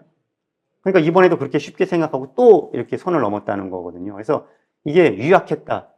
그때 단호했어야 된다. 나토 확장을 옳았다. 이렇게 지금 얘기하는 거예요. 근데 이 주장은 완전히 서로 양립할 수 없을 정도로 지금 이제 부딪히는데 가만히 보면 크게 두 가지 쟁점이 있어요. 이 주장은. 첫 번째는 계속 나오는 건데 러시아의 어떤 안보적 민감성이라는 거 있잖아요. 그걸 존중해 줘야 된다 그러는데 이 문제예요. 우크라이나를 러시아가 주장할 수 있는 어떤 세력권으로 인정해 줘야 되느냐. 이 문제죠. 그 서방의 주류적 시각은 여기에 동의를 하지 않아요. 그러니까 강경한 그 관점에서는. 아니, 러시아가 소련도 아닌데 무슨 옛날 소련 제국처럼 그 주변에 어떤 그 제국적 영향력을 갖다 주장하고 서방은 그게 무서워서 받아들여줘야 되고 이래야 되느냐. 러시아라는 나라는 땅은 저렇게 커도 경제력이 형편없다. GDP 순위로 어떻게 돼요? 지금 우리나라, 조금 더. 그죠? 예. 우리나라 1.7주 왔다 갔다 하지 않았어요? 우리나라가 1.7주 달러는 되고 아마 러시아는 1.9주 달러에서 2주 달러 사이에. 미국 GDP랑 비교하면 제가 이 책 쓸 때 보니까 예, 5.5% 정도더라고요. 예, 중국에 비교하면 한 8. 몇 %. 그러니까 미국에 뭐 한 20분의 1 되는 나라란 말이에요. 20분의 1보다는 안 돼. 10몇, 뭐, 예, 더 작아요. 예, 미국이 23주 달러 정도 되고 예. 러시아가 2주 달러가 안 될 것 같아요. 그러니까요. 예. 그러니까 이게 그냥 뭐 강대국이라고는 하지만 심지어 그 예전에 누구죠? 존 맥케인 상원의원 같은 경우에는 러시아는 그 주유소를, 국가를 가장한 주유소다. 그냥 원유하고 천연가스만 파는 나라다는 거예요. 뭐 제조업 기반도 약하고 첨단 기술이 있는 것도 아니고 국가 거버넌스가 좋은 것도 아니고 오로지 천연자원 팔아서 이렇게 유지하는 나라인데 무슨 그런 나라가 뭐 텍사스보다도 규모가 적은 나라를 뭐 그렇게 우리가 그걸 존중해 줘야 되느냐 이제 이런 얘기예요. 이 말이 맞다고 생각하세요? 뭐 대단한 나라도 아닌데. 그러니까 바로 그 문제. 현실주의자들 뭐라냐? 저도 여기 이제 반박하는 건 뭐냐면 러시아는 어쨌든 간에 미국을 30분 안에 제로 만들 수 있는 유일한 나라다. 전략 핵무기가. 중국하고도 상대도 안 돼요. 5,000개 있다. 예.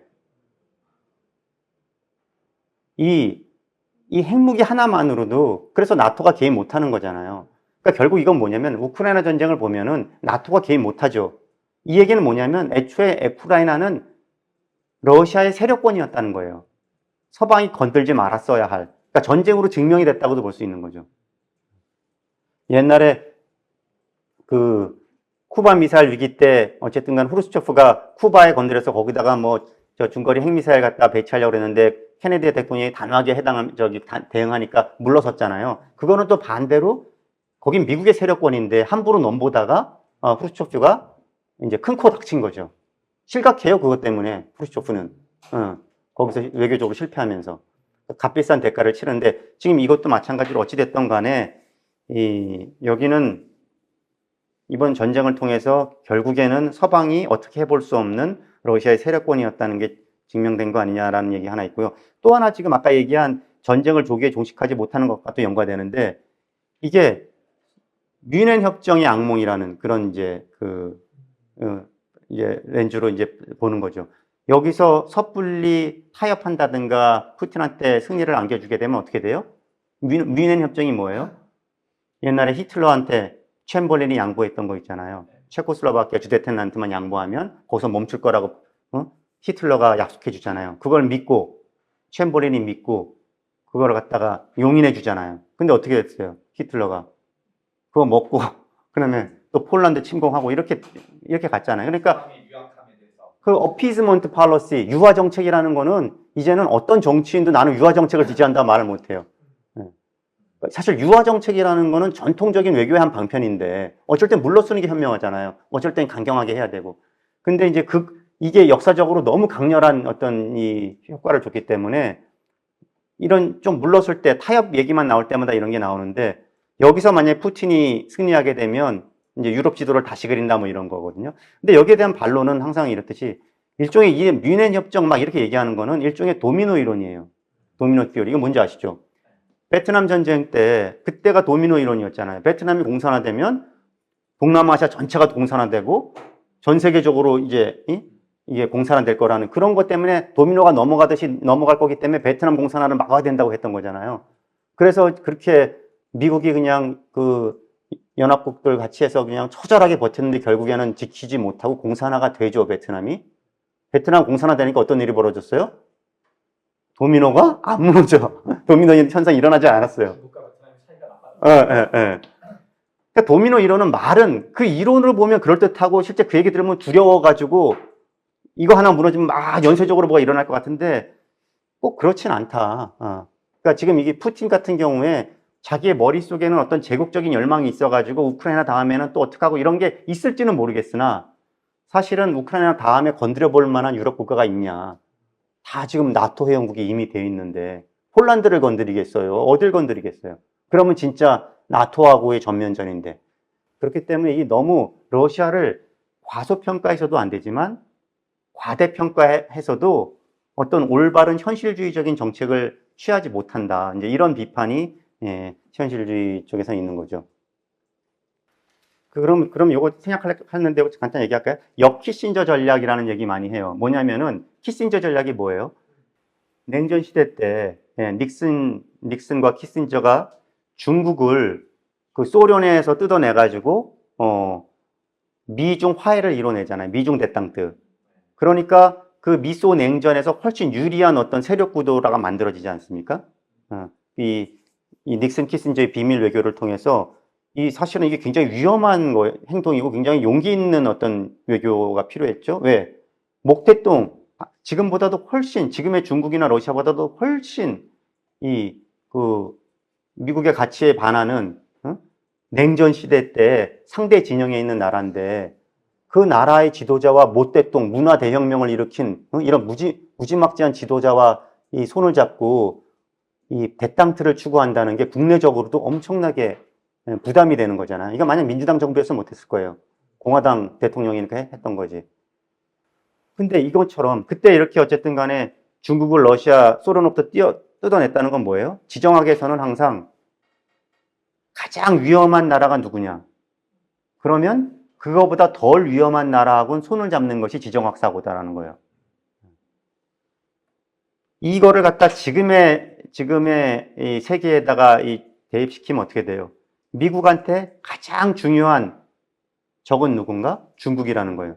근데 지금 우크라이나 전쟁하고 막 이러면서 러시아를 중국하고 점점 더 밀착하게 만드는 이런 외교는 바보짓이라는 거예요. 지금 비판하는 사람들은.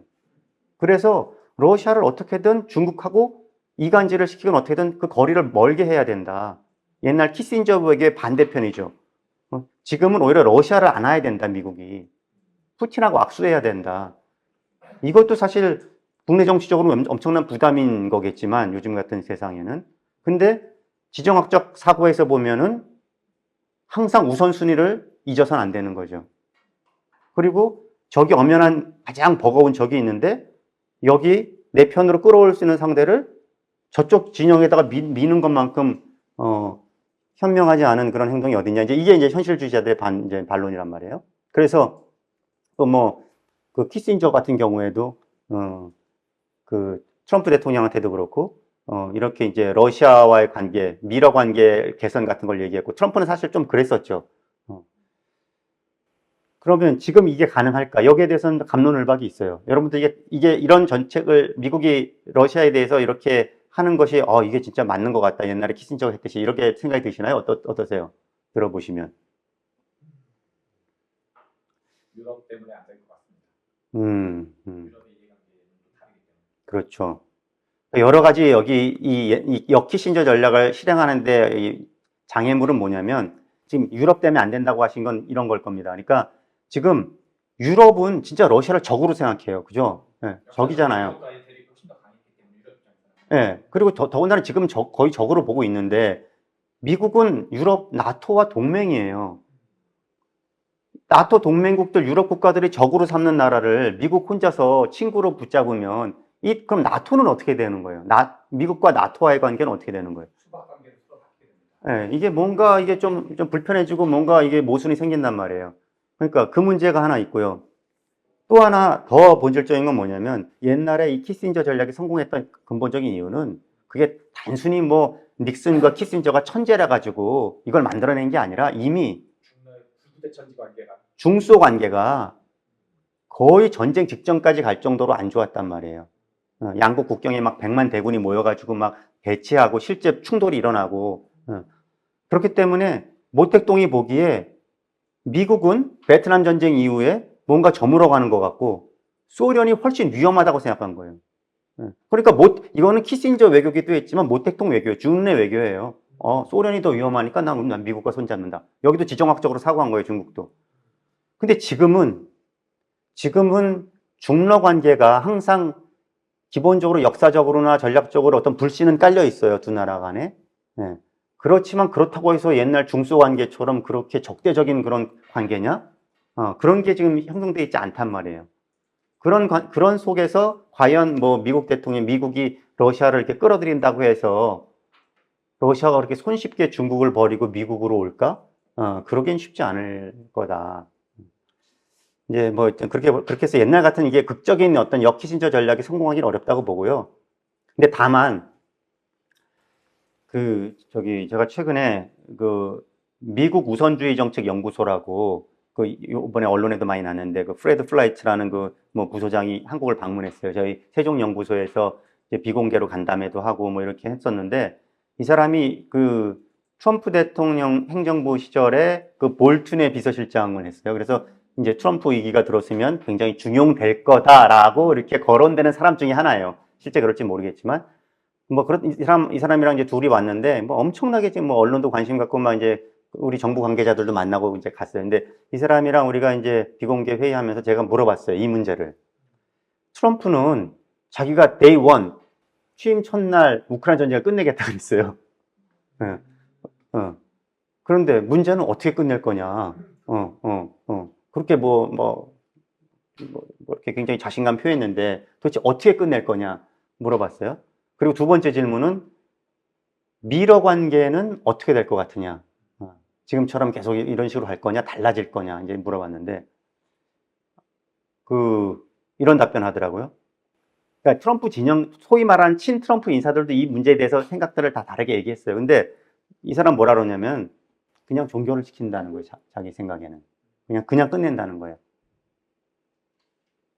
무슨 말이냐면 뭐 더 좋은 조건을 또 하기 위해서 뭐 좀 더 세게 밀고 뭐 이런 게 아니라 현재 상태에서 그러니까 뭐 그렇게 명확하게 얘기하진 않았는데 이렇게 얘기하는 거예요. 그러니까 이게 퍼펙트한 월드라면, 퍼펙트한 세계라면 퍼펙트한 솔루션을 찾겠지만 우리가 사는 세상은 불완전한 세상 아니냐. 그러니까 불완전한 그냥 해답을 찾아야 된다. 그러니까 그게 이제 우크라이나한테 만족스럽지 못한 거라도 그냥 전쟁을 끝내는 쪽으로 하겠다는 거죠. 그러니까 구체적인 종전 조건을 얘기한 건 아니지만 불완전한 세상에 우리가 살고 있으니까 불완전한 해법을 우리가 받아들여야 된다 이런 얘기 첫째. 두 번째는 이 사람 또 이런 얘기 하더라고요. 러시아는 유러피언 파워다. 아시아 파워가 아니다. 그러니까 기본적으로 러시아는 다시 한번 유럽의 일원으로 돌아와야 된다는 걸 좀 내비치더라고요. 그러니까 그게 무슨 당장은 안 되더라도 미러 관계 개선에 대한 어떤 이런 걸 비치더라고요. 근데 그 두 사람 다 중국에 대해서는 엄청나게 적대적으로 얘기해요.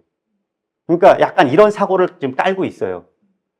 옛날처럼 막 그렇다고 해서 러시아가 친구로 되고 뭐 이런 건 아니겠지만 최소한 지금처럼 중러 관계를 막 이렇게 밀착시키는 그런 외교보다는 조금 러시아 미러 관계는 좀 개선하고 뭐 이런 거를 조금 내비치는 그런 답변을 하더라고요. 그래서 이런 것들도 아마 계속 생각할 수 있을 것 같고요.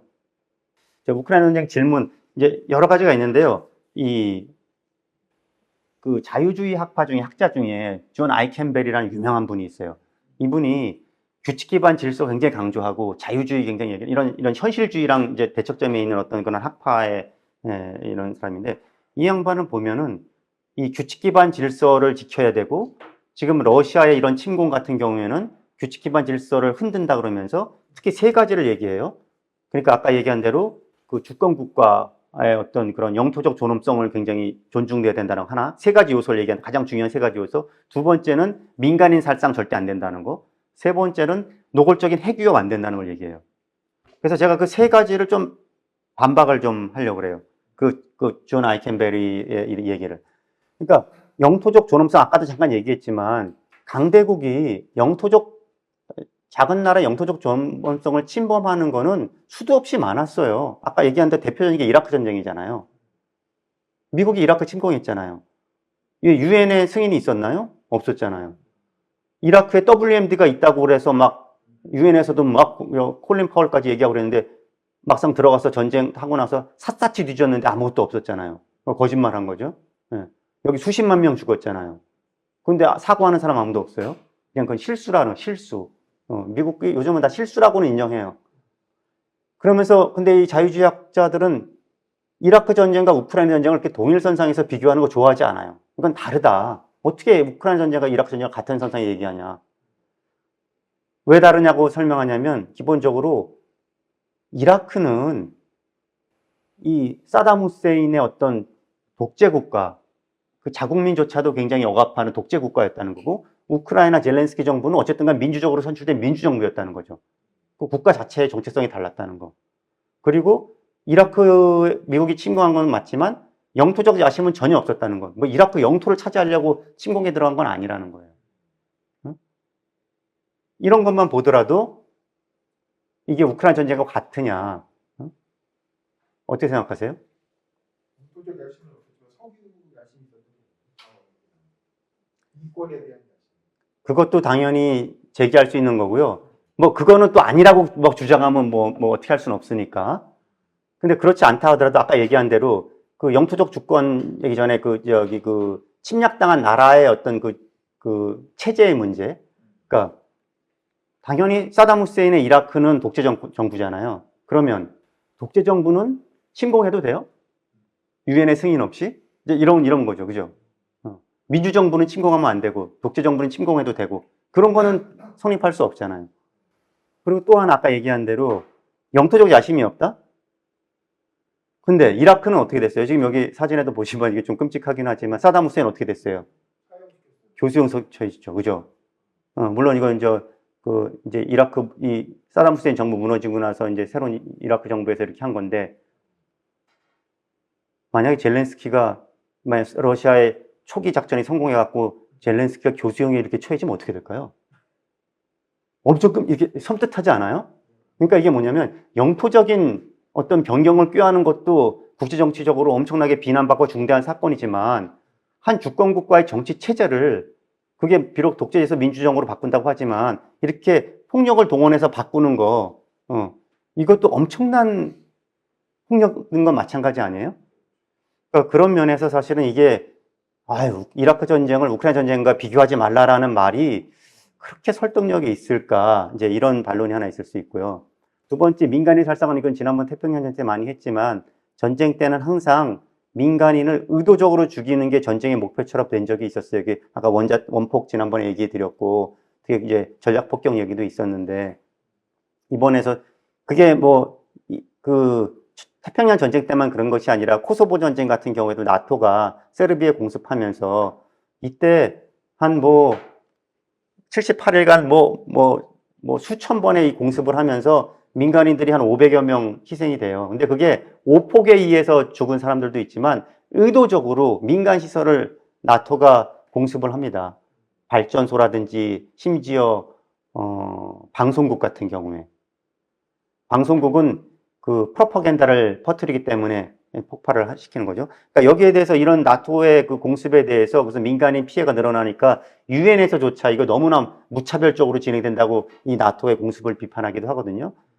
우크라이나 전쟁에서도 지금 이제 러시아가 이렇게 민간인 시설 폭격하는 이런 것들 지금 사진에 많이 보이잖아요. 그런데 한편 또 미국이나 또 영국도 마찬가지고 이게 지금 그 도덕적으로 규범적으로 지탄받는 무기들을 또 쓰잖아요. 열화우라늄탄. 이거 더티밤이라 그래요.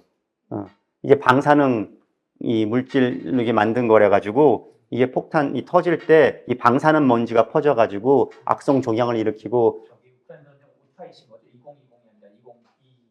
아, 그렇네요. 네네네. 그래서 열화우라늄탄 이것도 제공을 하죠. 이게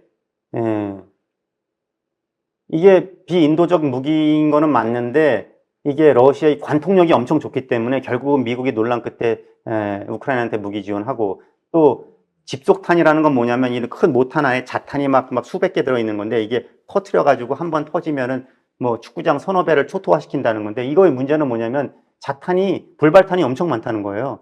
이게 어떻게 돼요? 결국 나중에 다 민간인들이 그거에 막 다리가 잘리고 피해 이게 뭐 저 베트남 전쟁 때도 그러고 남아있던 것들이 다 터지는 바람에 이것 때문에 수만 명이 죽고 지금도 그렇게 이 자탄이 그래서 이건 쓰면 안 되는 비인도적 무기라고 하는 건데 이것도 결국엔 쓴단 말이에요. 집속탄을 서방이 이번에. 그래서 이게 전쟁과 윤리의 문제 간단하게 뭐 이번에 그러니까 제가 이거 뭐 러시아나 푸틴이나 뭐 이런 걸 옹호하겠다는 게 아니라 이게 마치 뭐 없었던 이런 일이 없었는데 마치 무슨 푸틴이 이걸 뭐 이런 규범을 어겼다거나 이렇게 단순하게 이게 순진하게 볼 일은 아니라는 거 말씀드리는 거고 또 하나는 이제 아까 핵위협 얘기했잖아요. 노골적으로 사실 푸틴이 굉장히 노골적으로 핵위협을 하니까 이게 비확산 규범 자체를 약화시키는 거 아니냐. 핵 강대국이 핵을 가지 않은 나라를 이렇게 노골적으로 위협하고 막 쓰겠다고 하고 이러니까 이제 비확산 규범이 더 많은 나라들이 핵을 가지려고 할 것이고 막 이런 걱정들이고 전문가들도 이런 얘기 많이 해요. 근데 이것도 생각해 보면은 핵은 왜 가져요? 핵을 가진 나라들은? 상대방의 공격을 방어하려고, 억제하려고. 네. 이제 두 가지인데요. 근데 지금 약간 노골적으로 얘기하면요. 좀 약간 심하게 얘기하면 핵은 위협하려고 있는 거예요. 그 많은 노력을 들여서 개발하고 막 유지하는 거는 위협하려고 있는 거예요. 쓰려고 있는 건 아니에요. 쓰면 어떻게 보면 자멸이니까. 하지만 위협의 방점이 있단 말이에요. 위협이라는 건 뭐냐면 아까 말씀하신 대로 나를 건드리면 이걸 쓰겠다고 나를 지키려고 하는 억제 목적도 있고요. 아니면 강압. 너 내 말 들어. 이런 행동을 해라고 이렇게 강제하기 위해서 또 핵 위협을 하기도 해요. 두 가지 목적으로 쓰는데 핵을 가진 나라들은 항상 이렇게 핵을 쓰고 있어요. 이런 용도로는. 실제 터트리지는 않지만 위협을 해왔단 말이에요. 지금 저 다니엘 엘스버그라고 옛날에 그 펜타곤 페이퍼 폭로했던 그 양반이 쓴 책에 보면은 이 사람은 케네디 행정부 때 핵 작전 기획에 깊이 관여했던 사람이에요. 근데 이 사람이 얘기에 의하면 미국이 그동안 여러 전쟁이나 어떤 국제적 위기 때 핵 위협을 했던 사례가 25번이나 된다는 거예요. 거기는 한국 전쟁도 있고 베트남 전쟁도 있고 뭐 걸프전도 있고 다 있어요. 베트남 전쟁 때도 실제로 핵을 쓰려고 했어요. 준비도 했어요.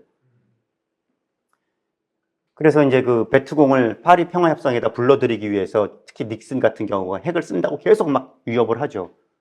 실제로 그 다음에 이렇게 그 핵 태세를 실제 높여서 막 터트릴 것 같은 뭐 이런 태세도 보이고 이게 핵 위협이거든요. 지금 우리 미국의 전략자산 막 날라오죠. 그죠? 폭격기 날라오고, 전략핵 잠수함도 막 입항하고, 항공모함 들어오고, 이거 뭐예요? 핵 위협이죠. 물론, 지금 북한이 핵 위협을 하니까 여기에 맞대응 차원도 있지만, 이 해구산이라는 거는 옛날에 북한이 핵이 아니었을 때도, 그때도 우리 한미동맹의 공약이었어요, 미국이. 그러니까 핵이 아닌 나라도 핵을 쓰겠다는 위협이 우리 동맹의 하나의 중요한 구성 요소였거든요. 그러니까 이런 식으로 사실은 러시아의 핵위협이라는 것도 이것도 뭐 처음 있는 일이 아니라 강대국들이 핵을 가지고 이렇게 자신들의 필요에 따라서 그게 전쟁이 됐든 외교적인 어떤 그런 효용이 됐든 이렇게 써오던 거다. 지금도 쓰고 있다. 그런 관점에서 봐야지 이걸 너무나 그냥 뭐 이런 구호성 규범으로만 보면 이게 온전하게 이해하는 건 아니다라는 생각이 들고 또 하나 마지막으로 말씀드린 건 유엔의 마비. 이런 얘기도 좀 안보리가 마비 상태다 막 그냥 이 비토권이 막 남발되니까 이런 지적들 많잖아요. 그래서 유엔이 마비됐다, 유엔이 뭐하냐 이런 거 얘기를 많이 나오는데 이것도 마찬가지예요. 아니 언제 유엔이 국제 평화를 그렇게 담보했나? 유엔은 지금 뭐 당연히 지금 러시아 같은 경우에 자신의 그 우크라이나 전쟁에 대해서는 비토권이니까 뭐가 이제 안보리 통과가 안 되잖아요. 근데 유엔은 어떻게 보면 지금 이렇게 마비 상태에 있는 게 기능 부전이 아니라 원래 설계의 의도가 그랬다. 설계된 대로 작동하고 있는 거다. 왜?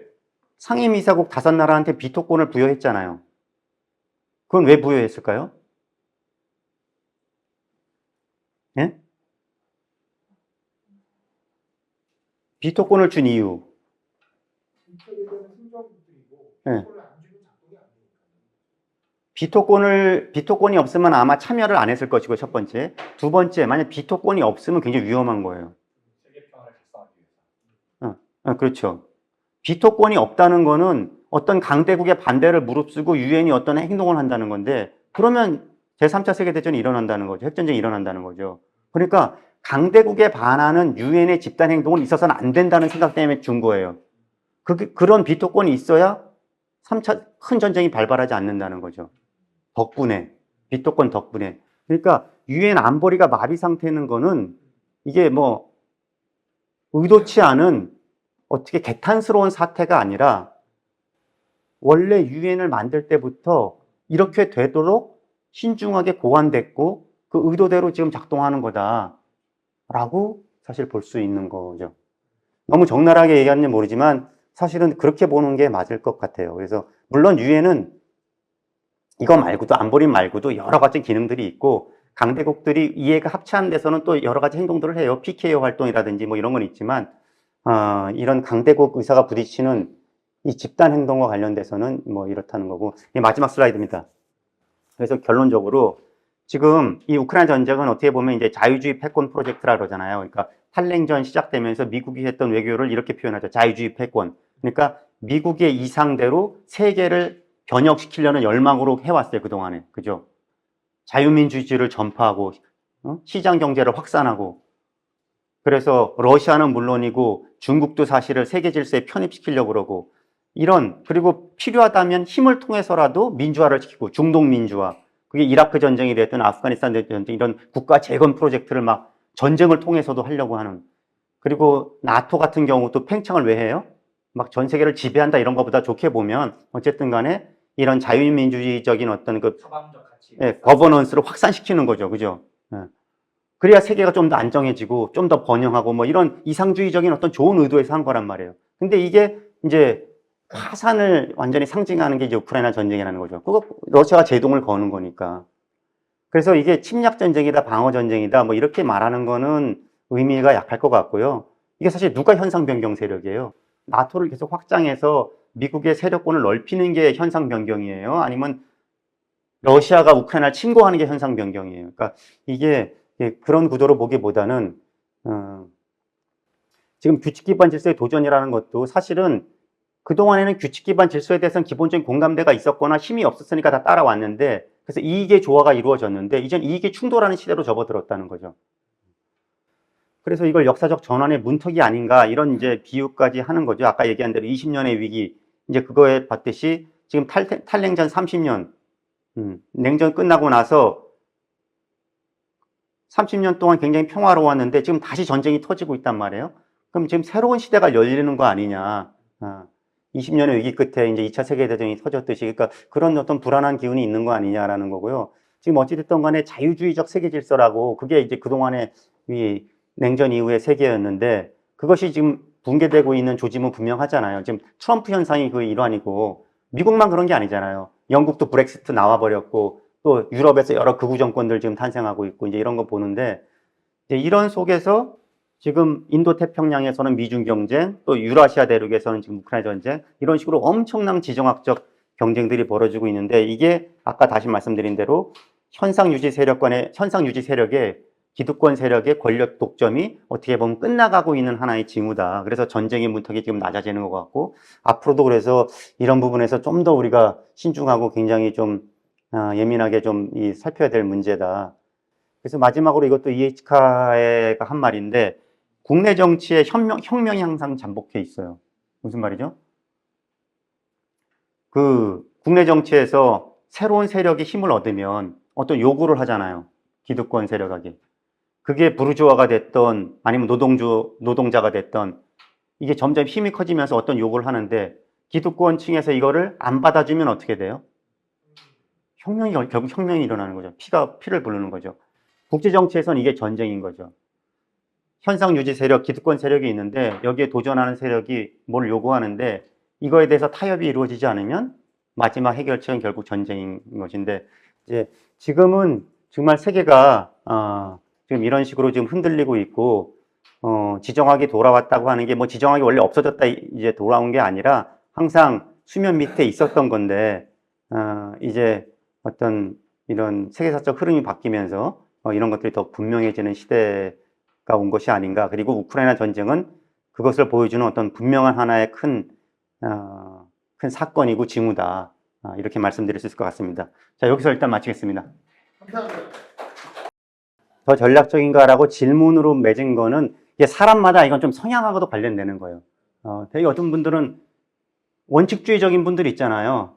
그 현실적이지 않더라도 난 이건 타협할 수 없다고 하면 나는 내 문제가 됐든 남의 문제가 됐든. 근데 저는 사실은 여기에 대해서는 현실적인 방법을 찾는 것이 그게 더 인도주의적이다. 그게 훨씬 더 현명하다, 더 전략적이다. 이제 그렇게 생각합니다. 왜냐하면 너무 마지막 모습이 보이는데 저렇게 많은 사람들을 사지로 몰아넣는 것을 언제까지 저렇게 무책임하게 해야 되나 저는 사실 좀 그런 관점에서 보고 있고요. 근데 이건 뭐 사람마다 아마 좀 약간 어떤 좀 아예 뭐 이건 지식의 문제가 아니라 성향의 문제 같기도 하고 보는 관점이 그렇게 좀 정해지는 것 같고요. 저는 좀 그런 관점에서 우크라이나 전쟁을 생각하고 있고요. 아까 말씀드린 대로 이제 정권의 성격에 관계없이 우리가 어느 정도의 선을 지키면서 국제정치 외교를 해야 되지 않느냐는 100번 오르신 말씀이에요. 우리나라 외교의 가장 큰 문제는 전 이거라고 생각해요. 정권 바뀌면 따라서 너무 왔다 갔다 하는 거. 다른 어떤 나라에 비해서도 우리가 그 진폭이 큰 것 같아요. 뭐 호주가 그래요. 일본이 그래요. 어디가 그래요. 여야가 바뀌면 조금씩 달라지긴 하지만 우리처럼 이렇게 출렁이진 않거든요. 이게 여기서 외교가 나올 수가 없는 거죠. 강대국들은 얼마든지 우리의 이거를 갖다 이제 이렇게 활용할 수도 있는 거고. 그래서 이 문제는, 그래서 지금 약간 여야가 똑같을 수는 없잖아요. 국내 정치도 그렇고, 이게 여야가 갈리는 것 자체가 사실은 어떤 세상을 원하는지에 대한 비전이 다르기 때문에 지금 정당이 나뉘는 건데, 그런 면에서 외교도 국제정치도 여야 간에 지금 진보 보수 진영 간에 다룰 수밖에 없긴 한데, 문제는 이게 진폭이 좀 적어야 돼요. 이렇게 지금 너무 넓어요. 이제 그게 문제라고 생각이 들어요. 저도 그렇게 생각해요. 지금 뭐냐면, 지금 뭐, 북러 어떤 동맹도 얘기도 나오고, 지금 우크라이나 전쟁도 있지만, 우리가 지금 사실 지금 윤석열 정부의 문제점 중에 좀 큰 거는 이게 너무 일방주의적인 지금 어떤 외교를 하고 있다. 인도 태평양 전략 다 좋고, 우리는 아까 질문 잠깐 나왔죠. 우리는 글로벌 웨스트에 속해 있어요. 우리는 글로벌 사우스가 아니에요. 그러니까 인도처럼 할 수는 없어요. 브라질처럼 할 수도 없고, 우리는 어디까지나 한미 동맹이고 이쪽 진영에 속해 있는 건 맞아요. 그래서 기본적인 보조는 거기 맞추는 거잖아요. 그래서 대로 제재도 하는 거고. 근데 그거 이상으로 나가가지고 완전 러시아를 적대시할 필요가 우리가 있어요. 막 그런 얘기, 뭐 무기를 한다든가 아니면 뭐 글쎄 이거는 뭐 보는 시각에 따라 다르겠지만 지금 전쟁 남자태기를 하다고 우리가 노태우 정부 이후에 사실은 진보 보수를 떠나서 북방 외교를 해왔어요. 이쪽에 자유주의 진영 이론으로서 어떻게 보면 해양 세력과 손잡고는 있지만 그래도 저 대륙을 포기하지 않고 한중 관계도 뭐 이렇게 해왔고 한러 관계도 해왔어요. 읽어왔어요. 근데 이제 그쪽은 다 잃어버리고 지금 반쪽짜리 우리가 인도 태평양이라는 거는 우리는 사실은 해륙 국가고 대륙과 이 해양을 이렇게 중간에 교차해 있는 지정학적인 어떤 교차점에 있는 나라인데 해륙 국가라는 말 써요. 우리나라는 어떻게 보면 해양과 대륙의 이중 정체성을 갖는 것이 사실은 맞고 국익도 사실은 양쪽에 다 걸쳐 있는 건데 지금 안 그래도 이렇게 진영적으로 갈리고 있고 미중 경쟁, 우크라이나 전쟁 하면은 거기서 어느 정도 선택의 압박은 좀 받을 수밖에 없고 옛날보다 쉽진 않아요. 아주 완벽한 한중 관계와 아주 완벽한 한미 동맹 쉽진 않을 수 있어요. 그러니까 그런데 안 그래도 사실은 그런 진영 대결 구도 때문에 어려운데 우리가 더 나서가지고 그거 이상으로 막 이념적인 전사가 돼가지고 이렇게까지 하는 건 너무 지나친다고 저는 생각이 들고요. 그래서 아마 백범문 선생님도 아마 그런 쪽에서 아까 뭐 설레발? 뭐 이런 얘기 하신 거 아닌가. 저도 그런 생각이고요. 그건 모르겠어요. 근데 기본적으로 해칭. 그러니까 진영이 명확한 이런 나라들은 어차피 분명하지만 세상의 많은 나라들은 특히 남반구 국가들을 중심으로 해칭이에요. 그러니까 어느 한쪽에 완벽하게 편들지 않으면서 그리고 또 어떤 한쪽 진영도 적대시하지 않아요. 어떤 한쪽 진영도 완벽하게 지지하지도 않아요. 그렇잖아요. 예. 인도는 미국하고도 잘 지내지만 러시아하고도 잘 지내고 지금 막 이렇게 이중적으로 다 교차적으로 이렇게 하는데 이게 언뜻 보면은 조금 모순돼 보이고 깔끔해 보이지는 않지만 선명하진 않지만 사실 국제 정치가 좀 그런 거고 외교가 좀 그런 거기 때문에 예. 우리도 약간은 완전 남반구 국가처럼 할 수는 없지만 어느 정도 이렇게 너무 극단적으로 나가는 건 현명하지 않다 이런 생각이 들고요. 그 물론 맞는 말씀이세요. 근데 이게 단순히 트럼프라는 그 개인의 생각만은 아니란 말이에요, 지금. 지금 공화당, 특히 미국 내에서도 민주공화가 있지만 특히 공화당 진영에서는 우크라이나 전쟁 피로도가 굉장히 높아요. 그러니까 전쟁을 빨리 끝내야 된다. 우리의 돈을 지금 남부 국경을 못 지키는데 왜 우크라이나에다 저렇게 그냥 계속 돈을 쏟아붓고 있느냐라는 비판이 굉장히 높아요. 그러니까 트럼프 개인만의 생각은 아니고요. 그리고 더군다나 지금 트럼프가 일기랑 다르게 자신의 충성파들로 지금 행정부를 지금 채운다는 거 아니에요. 예. 그러면 트럼프 생각과 이렇게 일치되는 그런 충성파들만 이렇게 휘하에 두면서 하면 트럼프 일기보다 때는 훨씬 더 일사불란하게 뭔가 정책이 갈 수도 있을 것 같고요. 예, 그래서 우크라이나 전쟁의 그리고 물론 유럽이 있기 때문에 나토가 있기 때문에 미국만이 어떻게 발을 뺀다 그래서 갑자기 어떻게 되지는 않을 수는 있어요. 그렇지만 어쨌든 미국이 여기서 입장이 달라진다는 거는 어쨌든 큰 축이 좀 흔들리는 거기 때문에 이게 우크라이나 전쟁이 지금 구도로 계속 가기는 어려울 거라는 생각이 들고요. 트럼프 우리 대응 관련돼서는요. 기본적으로 저는 이 책을 쓴 동기도 그렇고 우리가 약간 이 지정학적인 어떤 중간국에 있고 굉장히 위험한 것은 위치에 있는 나라인데 그럼에도 불구하고 어떤 지정학적 IQ 말하자면 국제정치 IQ가 우리가 조금 그렇게 좀 약간 그렇게 높다고 할 수 없는 아까 얘기했듯이 자꾸 뭐 이렇게 규범적으로 보고 선과 악으로 보고 그냥 일방적인 이제 강대국의 논리를 그냥 그것도 우리 것으로 막 이렇게 막 받아들이고 약간 이런 것들이 있지 않나. 그래서 어디 뭐 편한 지역에 있는 뭐 그런 나라라면 상관없지만 우리 정도의 위치에 있는 나라고 그러면 그 지도자들이나 국민들이나 좀 더 이런 데에 대한 그런 국제정치 IQ, 지정학 IQ가 높아야 된다라는 그런 관점에서 이제 책도 쓴 거고요. 그런 맥락에서 약간 뭐 트럼프가 됐을 때 아니면 뭐 민주당이 됐을 때 이거 관련돼 가지고도 행정부마다 막 우리의 정책이 달라지긴다기보다 저는 이 지금 강대국의 어떤 행동에서 보듯이 이게 우리가 소위 얘기하는 막 가치 외교 일변도로 하는 건 굉장히 좀 위험하다. 그거는 너무 단순하다라는 생각이거든요. 그러니까 굉장히 우리가 할 수 있는 그 선택의 폭이 조금 제약은 있지만 그 범위 내에서는 굉장히 현실주의적인 좀 선택을 해야 된다. 그래서 만약에 이제 지금 우리가 자유주의적인 이론으로서 거의 뭐 선봉에 서가지고 막 대러 관계도 한러 관계도 막 나빠지고 한중 관계도 우리도 막 중국을 미국이 보는 것처럼 우리도 같이 봉쇄해야 될 대상으로 보고 이렇게까지 해서 바이든 행정부랑 막 합을 맞춰 왔는데 트럼프 행정부가 들어서서 그런 무슨 가치 외교나 무슨 이런 그 어떤 이데올로기가 아니라 순전히 그야말로 뭐 거래주의적으로 막 트럼프는 이렇게 행동할 텐데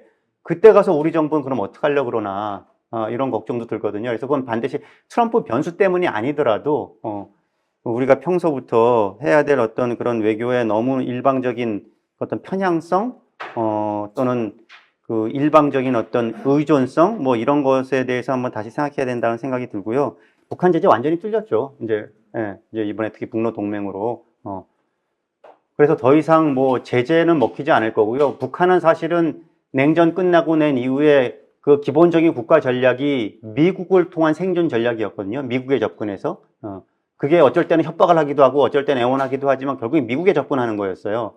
근데 그게 트럼프 하노이 회담 실패 이후에 이제 김정은이 그것을 닫았잖아요. 자력갱생으로 가고 이제 미국을 쳐다보지 않겠다고 했는데 북한한테는 굉장히 운이 좋게도 우크라이나전이 터져줬어요. 그때만 하더라도 미중 전략 경쟁 속에서 그냥 중국의 뒷배에만 의존하는 이 정도로 생각했는데 이제 러시아가 생긴 거예요. 사실 중국은요 지금 그 유엔 제재를 완전히 무력화하는데 이렇게 노골적으로 협조해주지 않고 있어요. 지금 북한이 약간 좀 불만이 조금 있을 정도로 북한이 진짜 김정은이 이제 경제 개발을 하려면은 중국이 그 유엔 제재들을 다 풀어줘야 여러 가지 공장을 짓고 자재 들여오고 뭐 이런 것이 다 풀리는데 지금 중국이 안 그래도 그래도 그 유엔 미국의 눈치를 보거든요. 그런데 러시아는 이번에 그냥 완전히 그냥 노골적으로 다 무시하고 있어서 북한 입장에서는 어떤 러시아라는 의도하지 않은 이제 후견국이 생긴 거죠. 그래서 이 후견국을 바탕으로 또 중국을 좀 더 압박할 수 있는 레버리지도 생긴 거고. 그래서 중국이 북한에 대한 지원을 지금보다는 좀 더 해줘야 되는 아마 그런 부담을 좀 느낄 거예요. 그런 면에서 북한한테는 지금 아주 최상의 조건이 지금 형성되어 있다. 우크라이나 전쟁이 최대 수혜국 중에 하나가. 그럼요. 최대 수혜국이죠. 지금 그렇게 볼 수밖에 없고요. 역설적이게도 만약에 트럼프가 이제 떠나고 뭐 우크라이나 전쟁을 미국 독단제로 끝내면 유럽이 오히려 자강으로 가고 어떻게 서구가 진열을 재정비해서 오히려 어떤 유럽을 조금 더 부흥시킬 수 있지 않을까 이렇게 하는데, 근데 글쎄요, 옛날 냉전 때 우리가 덕을 본 거는 어쨌든 간에 그 어떤 지정학적 사고 고려 때문에 미국이 우리뿐만이 아니라 자유주의 진영 국가들한테 시장도 개방하고 돈도 주고 기술도 지원해주고 막 이랬지. 그 수혜를 본 거잖아요. 예. 근데 사실은 유럽이 진정으로 지금 유럽은 미국하고 예년에 비해서 엄청나게 격차가 벌어졌어요. 유럽은 굉장히 후진적으로 지금 가고 있어요. 그런데 지금 유럽은 사실은 지금 러시아라는 어떤 적대적인 국가하고의 관계 속에서 다시 안보적으로 뭉치고 각성하고 막 이래야지 번영할 건지, 아니면은 결국에는 시간이 좀 걸리는 좀 미래의 일이긴 하겠지만 러시아를 이 유럽 안보 이론으로 어찌됐던 간에 어떤 관계 설정을 다시 해서 안보적으로나 뭐 경제적으로나 어떤 파트너십이 다시 형성돼야 그것이 유럽의 안전과 번영에 그게 도움이 되지 않을까, 저는 그런 생각이거든요. 지금처럼 한편으로는 러시아가 적대적으로 해서 안보 부담 계속 또 국방비 늘려야 되는 부담 한편에서 지면서 또 러시아의 전통적인 시장을 잃고 뭐 이렇게 가는 게 그 유럽을 그렇게 긴장시킨다고 해서 옛날 냉전 비유대로 그게 결국 유럽한테 유리한 구도일까?